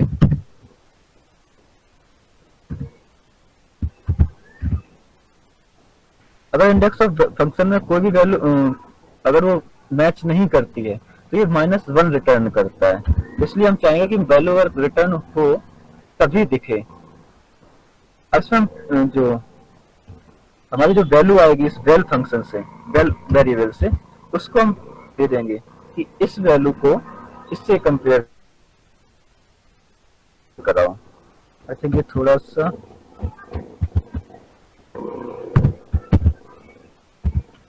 कठिन हो जाएगा काम। स्टेटमेंट है तभी चले जब इसमें -1 ना हो।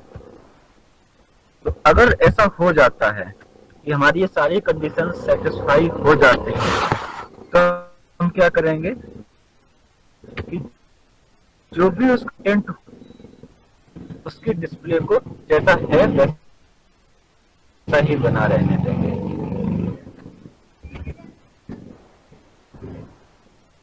तो उस पूरे टेबल के जो पूरा स्टाइल को कुछ नहीं करेंगे, सिंपल जैसी स्टाइल है वैसे ही छोड़ देंगे।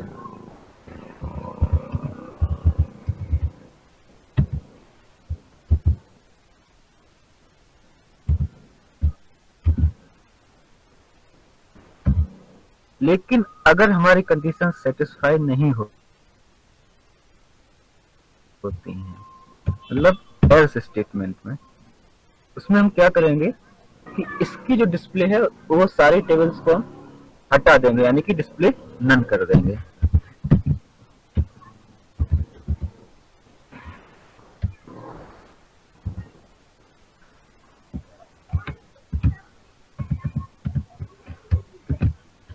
इसको हम नन कर देंगे। तो अब देखते हैं, हमारे कोड की तरफ चलते हैं कि कुछ कमी रह गई है या कुछ और कुछ करना है तो देखते हैं।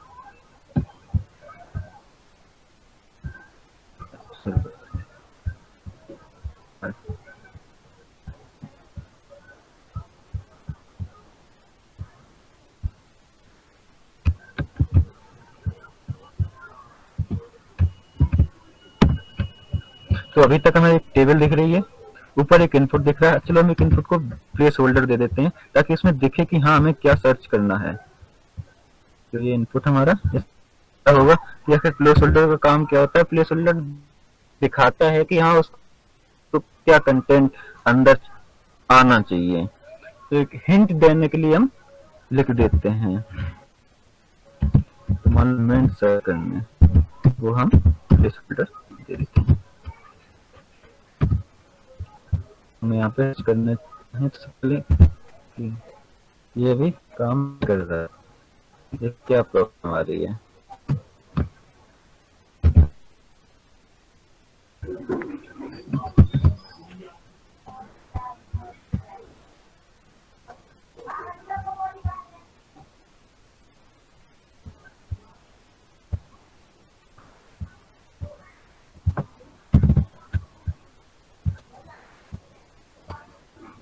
हमने टेबल्स को नाम तो दे दिए थे, आईडी भी दे दी थी।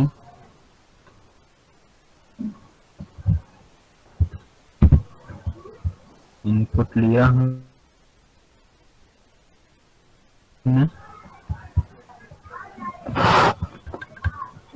को अपर केस में चेंज किया।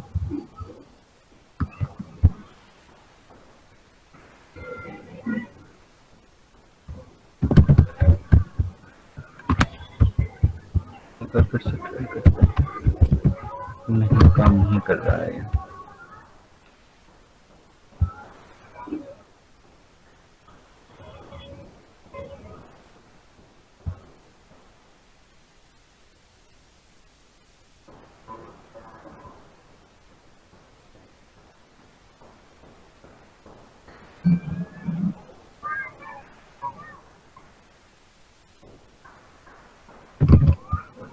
और हम इसका कंसोल लॉग देखते हैं।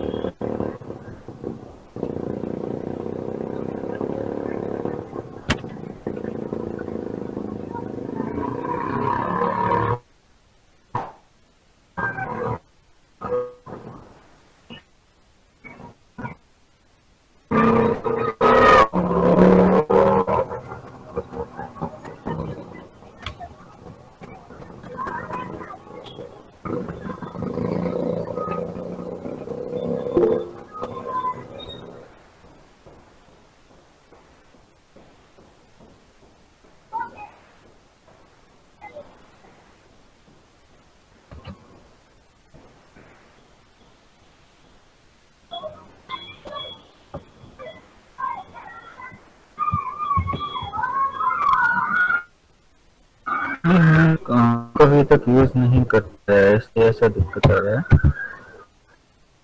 उनका बता दे इसको। तो उसमें यानी के लिए हमें कोई लिसनर तो ये हम देखते हैं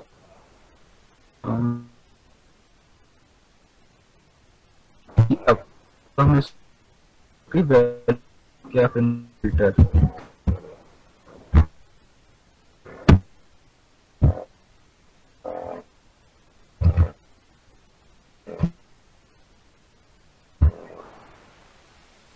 हम कर।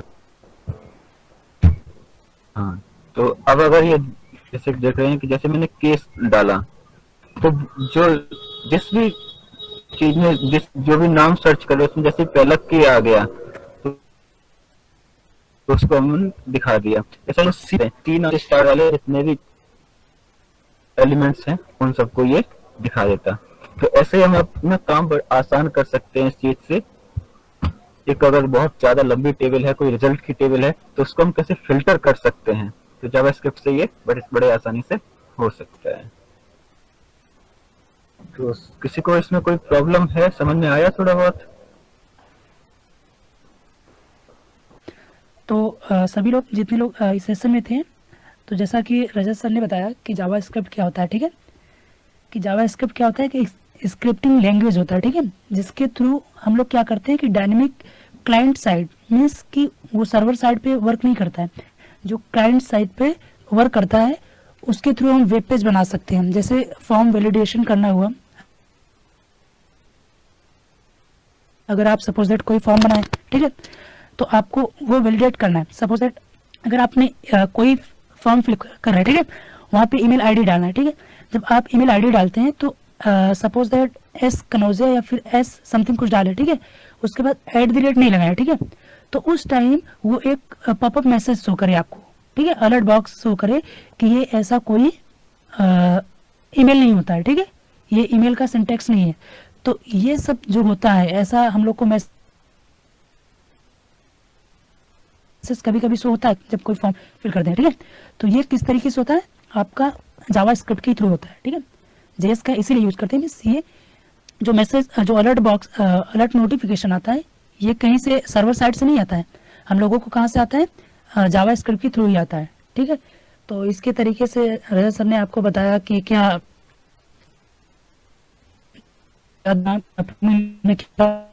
वेरिएबल्स ऑपरेटर्स होते हैं, ठीक है, उसके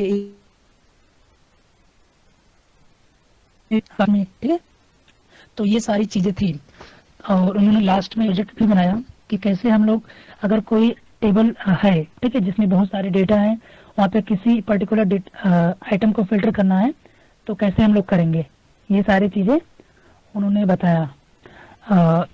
इससे अगर HTML CSS और जावा, ये अगर कुछ नेटवर्क इश्यू था जिसकी वजह से कोड थोड़ा बहुत नहीं समझ में आएगा, मुझे ऐसा लगता है, तो कोड आपको सेंड कर दिया जाएगा, ठीक है। और अगर कोई प्रॉब्लम आती है, कुछ डाउट होता है, ठीक है, तो आप इसी से मेल करिएगा, मैसेज करिएगा, ठीक है।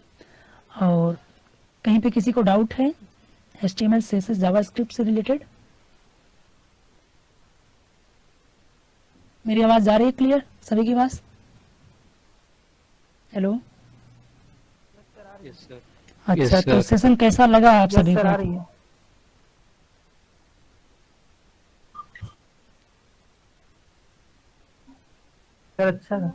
अच्छा था। तो अभी जैसे हम लोग कोई भी वेबसाइट जब विजिट करते हैं, ठीक है, किसी साइट पे जाते हैं, जैसे अपनी कॉलेज का सपोज दैट ले लो, और इससे भेजना होता, ठीक है, तो यहाँ पे ये ओपन होने में टाइम लगेगा। तो यहाँ पे एक चीज हम लोग देखते हैं कि जैसे अगर कोई भी फॉर्म या वेब पेज हम लोग डिजाइन करते हैं, ठीक है, तो उसमें क्या होता है कि सारे चीज एक ऐसा वे में डिजाइन किया होता है कि जैसे सबसे पहले क्या आता है, एक हेडर आपका आता है, ठीक है, हेडर हम लोग का पता होता है क्या होता है कि एक साइड लोगो बारे में या कॉलेज नेम होता है, ठीक है, वो होता है, फिर उसके जस्ट नीचे नेविगेशन बार होता है, ठीक है, नेविगेशन जैसे मेनू हो गया, ठीक है, होम, अबाउट अस, ये सब तरीके चीजें जो हैं, ठीक है, लॉगिन का, साइन अप का, फिर उसके जस्ट नीचे स्लाइडर आता है, ठीक है, कि स्लाइडर कैसा होना चाहिए, कहाँ पे होगा, फिर उसके बाद कंटेंट कुछ आते हैं, कुछ लेफ्ट साइड में आता है, कुछ राइट साइड में आता है, ठीक है, फिर लास्ट में फुटर आता है जिसमें आपके सोशल मीडिया आइकन बने हुए थे, ठीक है, इंस्टा हुआ, फेसबुक हुआ, गिटअप का हुआ, ठीक है, तमाम तरीके का होता है।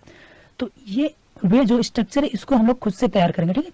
अगर कोई वेब पेज जब बनाया जाता है तो उसका सबसे पहले क्या होता है, लेआउट तैयार किया जाता है, ठीक है, कि वो उसका लेआउट क्या होगा, जैसे अपने कॉलेज का ये साइड है, ठीक है, तो यहाँ पे सबसे जो पहला है, यहाँ पे जो लोगो बना है और कॉलेज का नाम अपने दिया गया है, ये क्या है, हेडर है आपका, ठीक है। उसके जस्ट नीचे ये नेविगेशन बार है आपका, समझ रहे हैं मेरी बात, ये आपका नेविगेशन बार हो गया। अब ये वाला जो पार्ट है, ये आपका जो कॉलेज का पिक दिख रहा है यहाँ पे, ये आपका क्या हो गया, स्लाइडर हो गया, ठीक है। इसके जस्ट नीचे क्या है, कंटेंट है, ठीक है, इसके नीचे कंटेंट है और लास्ट में क्या आता है आपका, फुटर आता है, ठीक है, ये आपका फुटर है, ठीक है। तो इसे हम लोग क्या करेंगे, डिजाइन करेंगे, कैसे हम लोग डिजाइन करते हैं, ठीक है, ये वाला। तो डी पता है ना आप लोगों को क्या होता है, डी एक क्या होता है, ब्लॉक लेवल एलिमेंट, ठीक है।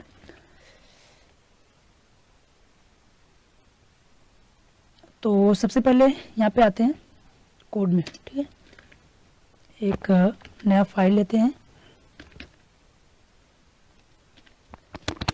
और सारा चीज जो मेरा कॉमन है उसको कॉपी कर लेते हैं, ठीक है, यहाँ पे पेस्ट कर देते हैं और उसके बाद क्या करते हैं, इसको सेव कर देते हैं, ठीक है, और इसका नाम दे देते हैं web.html, ठीक है। अब क्या करेंगे हम लोग,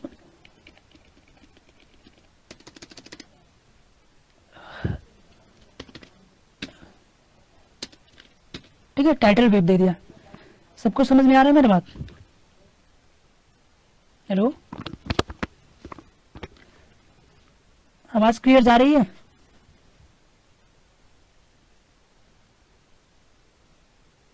हेलो, हाँ ठीक है। Yes sir. तो अभी क्या करते हैं कि यहाँ पे सबसे पहले हम लोग एक, ये जो मेरा लेआउट है इसी के अकॉर्डिंग करेंगे काम, ठीक है। तो यहाँ पे क्या है, हाँ जो एक लेआउट है मीन्स एक का, ठीक है, ये आउटर ड्यू है, ठीक है। सबसे पहले जो लेआउट तैयार होगा का एक आउटर हम लोग क्रिएट करते हैं, तो एक पे ड्यू बनाएंगे, यहाँ पे एक ड्यू बनाया, ठीक है, इसका आईडी ले लिया, आईडी इसको तो क्या ले लिया, आउटर, ठीक है, और यहाँ पे डी को क्या कर दिया, क्लोज कर दिया, इसको सेव किया, फिर इसको रन कराया। अभी कुछ नहीं आएगा क्योंकि डी में मैंने कुछ दिया ही नहीं। तो फिर एक और नया पेज क्रिएट करेंगे जो क्या होगा, CSS एक्सटर्नल CSS अप्लाई करेंगे इस पर, ठीक है, एक्सटर्नल CSS अप्लाई करेंगे। तो इसके लिए क्या करेंगे, सबसे पहले जो आपका .html वाली फाइल है उसमें क्या करेंगे, लिंक करा देंगे। लिंक कैसे कराते हैं, लिंक टैग के through, link href equal to क्या हो गया, यहाँ पे इसका नाम दे देंगे वेब, जो उस पेज का नाम होगा web.css, ठीक है। और आपका रियल क्या होने वाला है, real equal to style set, ठीक, STYLESSAT,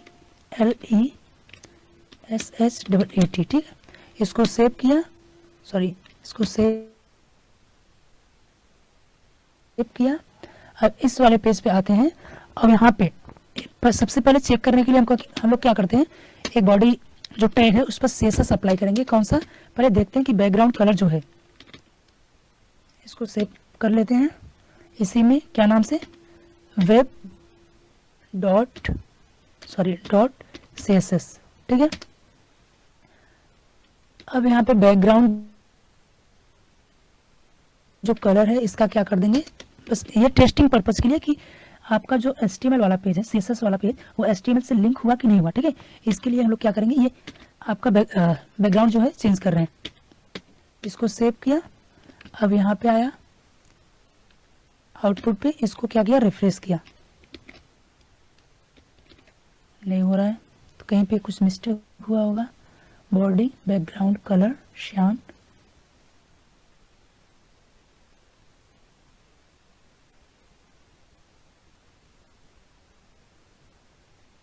लिंक href web.real,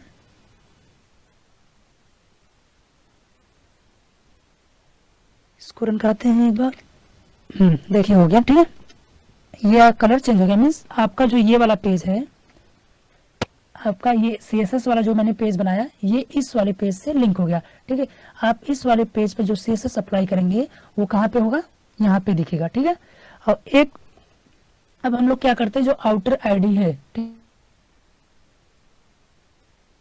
है, जो मैंने डी बनाया उसमें क्या करेंगे, उसका हाइट और विड्थ देंगे, हैज आउटर। ठीक है, यहाँ पे इसकी हाइट क्या देंगे, हाइट दे दिया ऐसा कि 650 पिक्सल। ठीक है, और विड्थ जो है विड्थ दे दिया, ये कितना दे दें, 400 पिक्सल। ठीक है,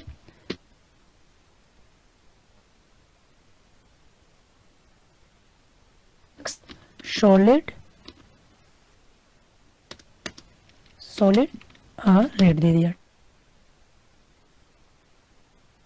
ठीक है, तो इसको रिफ्रेश किया, ये आपका एक बन गया। ठीक है, अब यहाँ पे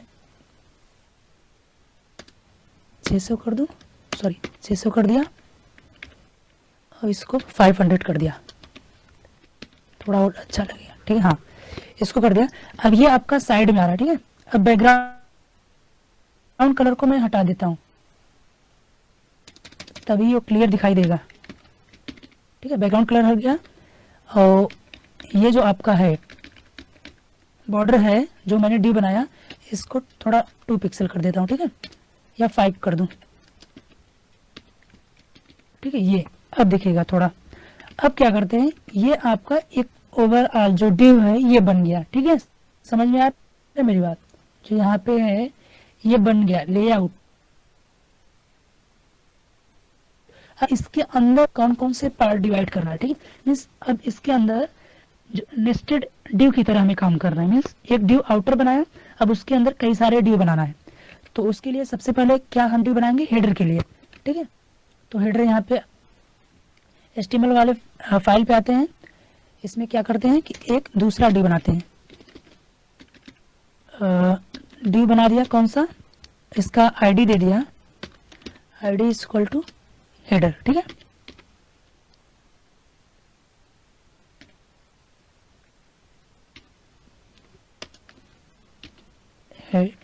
हेडर। ठीक है, और डी को क्या कर दिया, क्लोज कर दिया।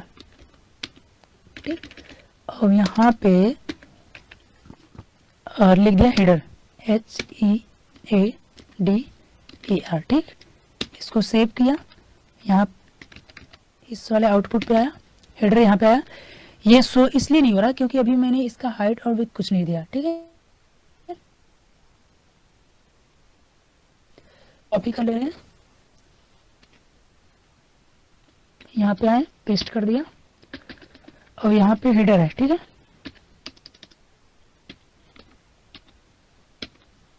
हेडर। ठीक है, अब इसकी हाइट क्या रखने वाले हैं, ज़्यादा नहीं, 75 पिक्सल या 80 पिक्सल रख देते हैं। ठीक है, 80 पिक्सल रख देते हैं। और उसके बाद विड्थ, अब विड्थ तो चेंज करना नहीं है क्योंकि जो विड्थ होगा ये पूरा लेगा। ठीक है, यहाँ पे देखिए ये पूरा रहेगा, तो इसके लिए हम यहाँ पे जो विड्थ है इसको 100% बोल देते हैं। ठीक है, 100%, और जो बॉर्डर है इसको हटा देते हैं।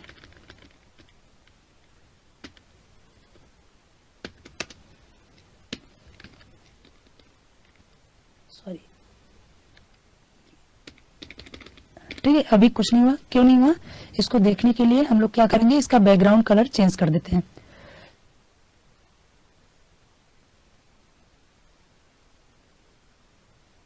जहां पे एक बना उसके बाद हम लोग कॉपी पेस्ट करेंगे बैकग्राउंड कलर। ठीक है, बैकग्राउंड कलर क्या दे देते हैं हम लोग, यहाँ पे कौन सा कलर है, श्याम देते हैं।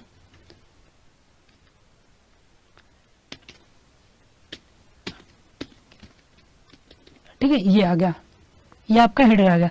और जो इसमें हेडर है, ठीक है, जो हेडर में ये आपका हेडर लिखा हुआ आ रहा है, ये बहुत छोटा आ रहा है। ठीक है, अब इसको बड़ा करने के लिए, क्योंकि बड़ा करना है तो सारे आउटर पे अप्लाई करेंगे। जब आउटर पे अप्लाई कर देंगे CSS कि फॉन्ट साइज जो है, जो फॉन्ट साइज है वो कितना हो जाए, सपोज दैट 50 पिक्सल। ये आ गया, ठीक है। तो अब जितना डिव हम लोग बनाएंगे वो सारे डिव पे क्या हो जाएगा, 50 पिक्सल अप्लाई हो जाएगा।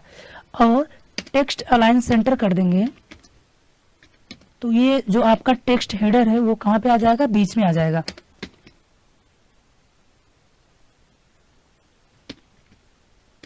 ठीक है, ये बीच में आ गया। और कलर यहाँ पे कौन सा है, कलर आपका व्हाइट है, ब्लैक है, कुछ भी दे सकते हैं कलर, छोड़िए जाने दीजिए। ठीक है, अब उसके बाद कौन सा आता है, नेव बार। ठीक है, नेव बार हम लोग देखते हैं। नेव बार के लिए एक दूसरा हम लोग डी बनाते हैं और इसी को बस जस्ट कॉपी कर लेते हैं। एक एक चीज को हम लोग करेंगे और उसके बाद देखते जाएंगे। ठीक है, और यहाँ पे क्या आया, नेव, इसको सेव किया, यहाँ पे आया।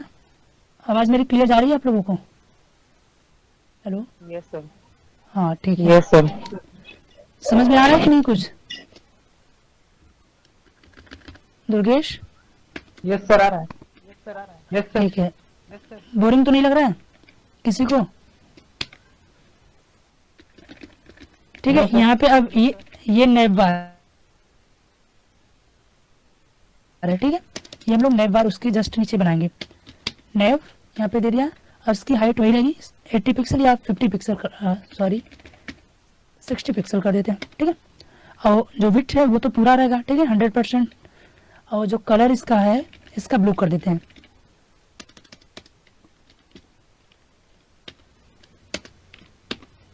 कलर ब्लू कर दिया, इसको सेव करते हैं, ये आ गया। ठीक है, हेडर, तो इसमें नेविगेशन लिख देते हैं। ये थोड़ा बड़ा हो गया, 50 कर देते हैं। और यहाँ पे नेविगेशन जो हेडर है उसको नेविगेशन लिख देते हैं।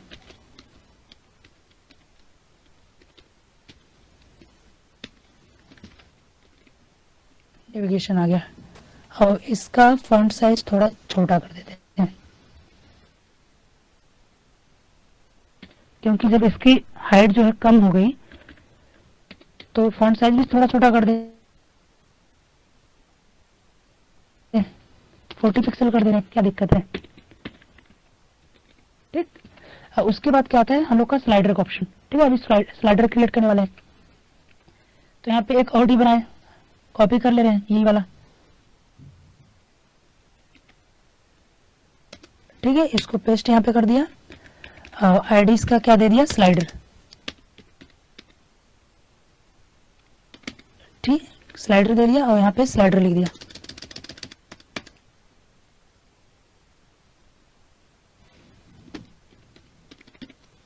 ठीक है, इसको सेव कर दिया। अब यहाँ पे आया और हेडर वाले सीएसएस को कॉपी कर लिया। उसके बाद आया यहाँ पे पेस्ट कर दिया। ठीक है, और यहाँ पे जो ये हैज क्यों लगा रहा हूँ, कोई बताएगा? ये वाला सिंबल, दुर्गेश,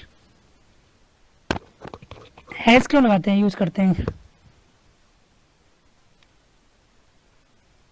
सर आईडी इसलिए।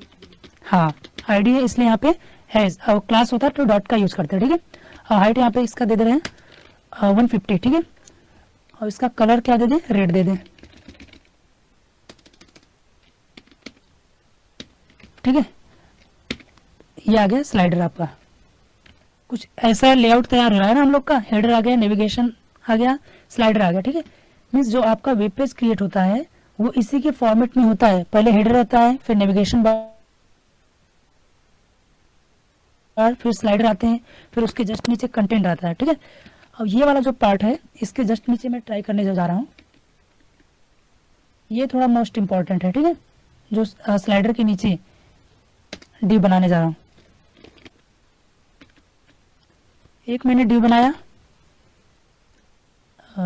इसको कॉपी कर ले।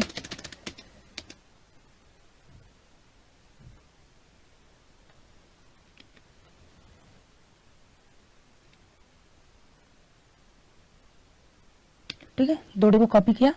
एक कंटेंट लेफ्ट साइड का होगा, सीएल डाल दिया और यहाँ पे लिख दिया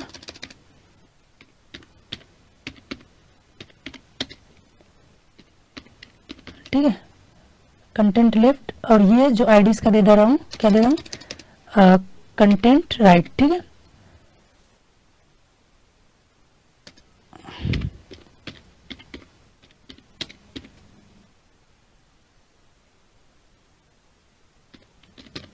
ठीक है, अब इसको सेव कर रहा हूँ और CSS वाले पार्ट में आ जाता हूँ। यहाँ से कुछ कॉपी कर लेते हैं हम लोग, इसी को कॉपी कर ले रहे हैं,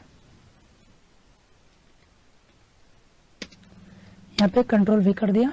ठीक है, पेस्ट कर दिया इसको, और यहाँ पे कंटेंट L मीन्स आपका कंटेंट लेफ्ट वाला जो हाइट इसकी होगी 150 कर दे रहे हैं। विड्थ इसका कितना है, मीन्स हमें ये वाला पार्ट तैयार करना है, ये वाला। ठीक है, तो इसमें क्या है कि आपका जो ये आधे पे मीन्स आधा 50-50 करना है, तो इसका विड्थ है 50% कर दें, इसका विड्थ जो है वो 50% कर दे रहे हैं। ठीक है, और कलर इसका वाइट कर दे रहे हैं,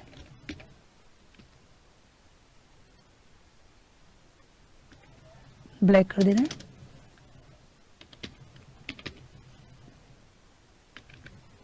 ठीक है, इसको सेव करते हैं और जस्ट इसी तरीके से हम लोग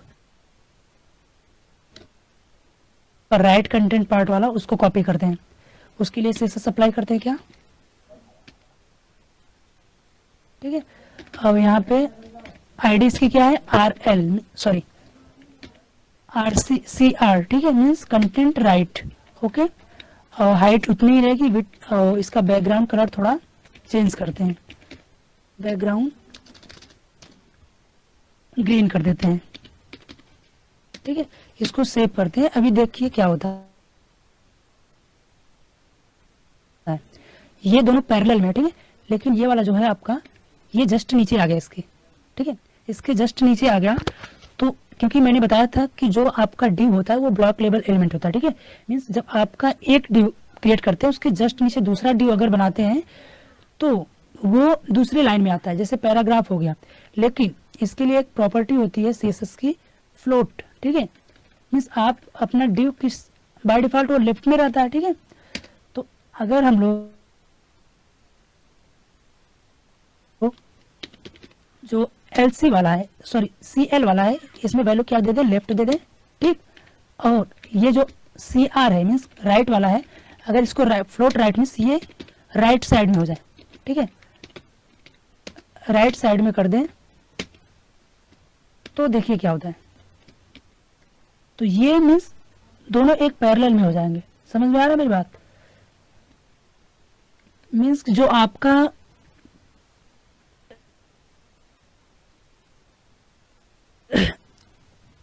ये आपका डिवीजन होता है वो ब्लॉक लेवल एलिमेंट होता है। ठीक है, ये अगर आप कोई div बनाना चाहते हैं पैरेलल में, तो पैरेलल में तभी बनेगा जब आप फ्लोट प्रॉपर्टी का यूज करेंगे। ठीक है, पहले वाले को लेफ्ट कर दीजिए और दूसरे वाले को राइट कर दीजिए। ठीक है, तो वो दोनों आपस में क्या हो जाएगा, पैरेलल हो जाएगा।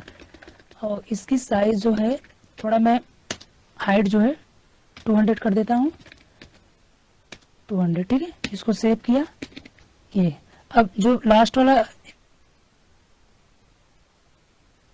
स्पेस बचा, ये मेरा क्या हो गया, फुटर हो गया। ठीक है, तो इसके लिए भी एक छोटा सा div बना देते हैं फुटर के लिए, जिसमें फुटर में क्या होता है कि हम लोग का जो, जैसे मैंने बताया कि फेसबुक का आइकन और आपका इंस्टा, गिटहब, मतलब सारे जितने सोशल मीडिया लिंक्स होते हैं वो आपके फुटर में ही आते हैं, और कुछ भी कॉपीराइट कंटेंट होते हैं वो आते हैं आपके। ठीक है, और यहाँ पे मैंने फुटर लिख दिया।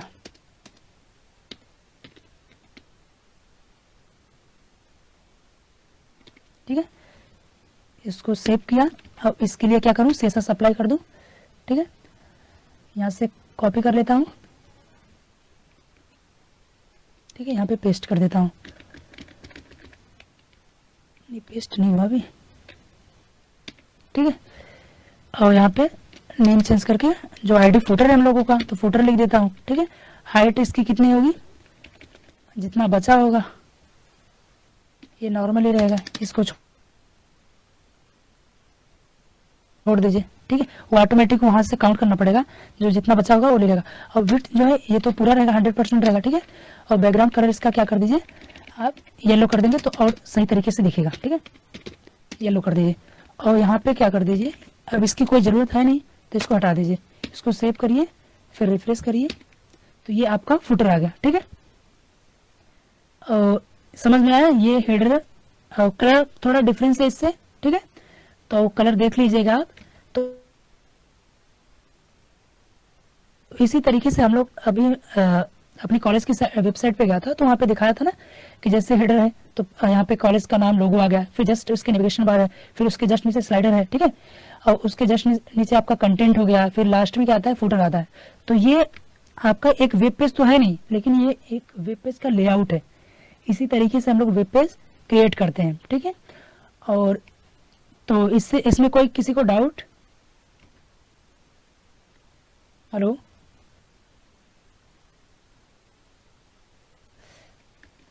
किसी को कोई डाउट है? No sir. हाँ, और एक चीज और है कि जैसे अगर हम लोग टेक्स्ट अलाइन करते हैं सेंटर, ठीक है, तो वो क्या होता है कि आपका जो कंटेंट है पूरा, ठीक है, जो टेक्स्ट है वो पर्टिकुलर बस सेंटर में होगा, लेकिन एक सेंटर टैग आता है। ठीक है, अगर आप उसको जैसे यहाँ पे है, मैंने ड्यू जो आउटर ड्यू है उसके पहले क्या कर दिया, यहाँ पे एक सेंटर टैग लगा दिया। ठीक है, तो वो क्या करेगा, सारे ड्यू को जो आउटर ड्यू था उसको सेंटर कर देगा। ठीक है, अब इसका क्लोजिंग यहाँ पे नीचे कर देते हैं, जस्ट ड्यू के बाद इसको सेव किया, यहाँ पे आया और ये पेज वेब पेज हम लोग का, इसको रिफ्रेश किया तो ये सेंटर में आ गया। ठीक है, आया ना सेंटर में? तो ये सेंटर टैग मतलब पर्टिकुलर अगर आपका कोई ड्यू है तो वो पूरे को कर देगा, उसमें कंटेंट जो है वो तो होगा ही। ठीक है, तो ये था आपका वेब पेज का लेआउट। ठीक है, इसी तरीके से कई सारे ऐसे वेब पेज हैं जो मैंने बनाया है, मतलब HTML और CSS के थ्रू आपको सेंड कर देंगे, आप लोग भी बनाएंगे। ठीक है, जैसे अगर आप सभी दुर्गेश, मैं कुछ टास्क दूंगा, ठीक है, उसको सेंड कर देना। ठीक है, यस हाँ, सर। जैसे अगर आप लूडो बनाना चाहते हैं, देखिए Yes, sir. कैरम बोर्ड बनाना चाहते हैं, ये HTML और CSS के थ्रू आप बना सकते हैं। ठीक है, ये मैंने HTML से ही बनाया है।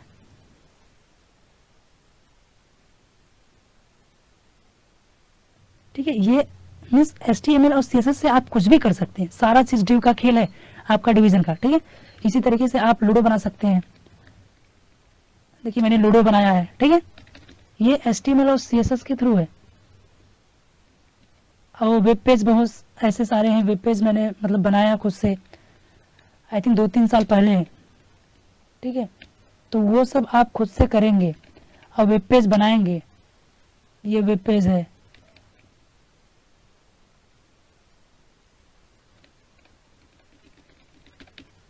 ठीक है, ऐसे ऐसे बहुत सारे वेब पेज हैं। और मैं कुछ टास्क दूंगा, आप ग्रुप में सेंड करेंगे। ठीक है दुर्गेश, और सबको बोल देंगे कि ये बना के और सेंड करेंगे। ठीक है, मीन्स जरूरी नहीं कि आप कितना पढ़ते हैं, जरूरी ये है कि आप Yes, पढ़ने sir. के बाद उसको उससे क्या बनाते हैं, क्या डिजाइन करते हैं। ठीक है, ये चीज इम्पोर्टेंट है। समझ में आ रहा है मेरी बात? तो आई थिंक अब सेशन को यहीं पे एंड किया जाएगा। हाँ, और कहीं पे अगर किसी को कोई डाउट है, क्वेरी है, कुछ भी है तो आप पूछ सकता है। ठीक है, नहीं तो फिर सेशन को आज यहीं पे समाप्त करते हैं हम लोग, वेबिनार को भी। विकास सर,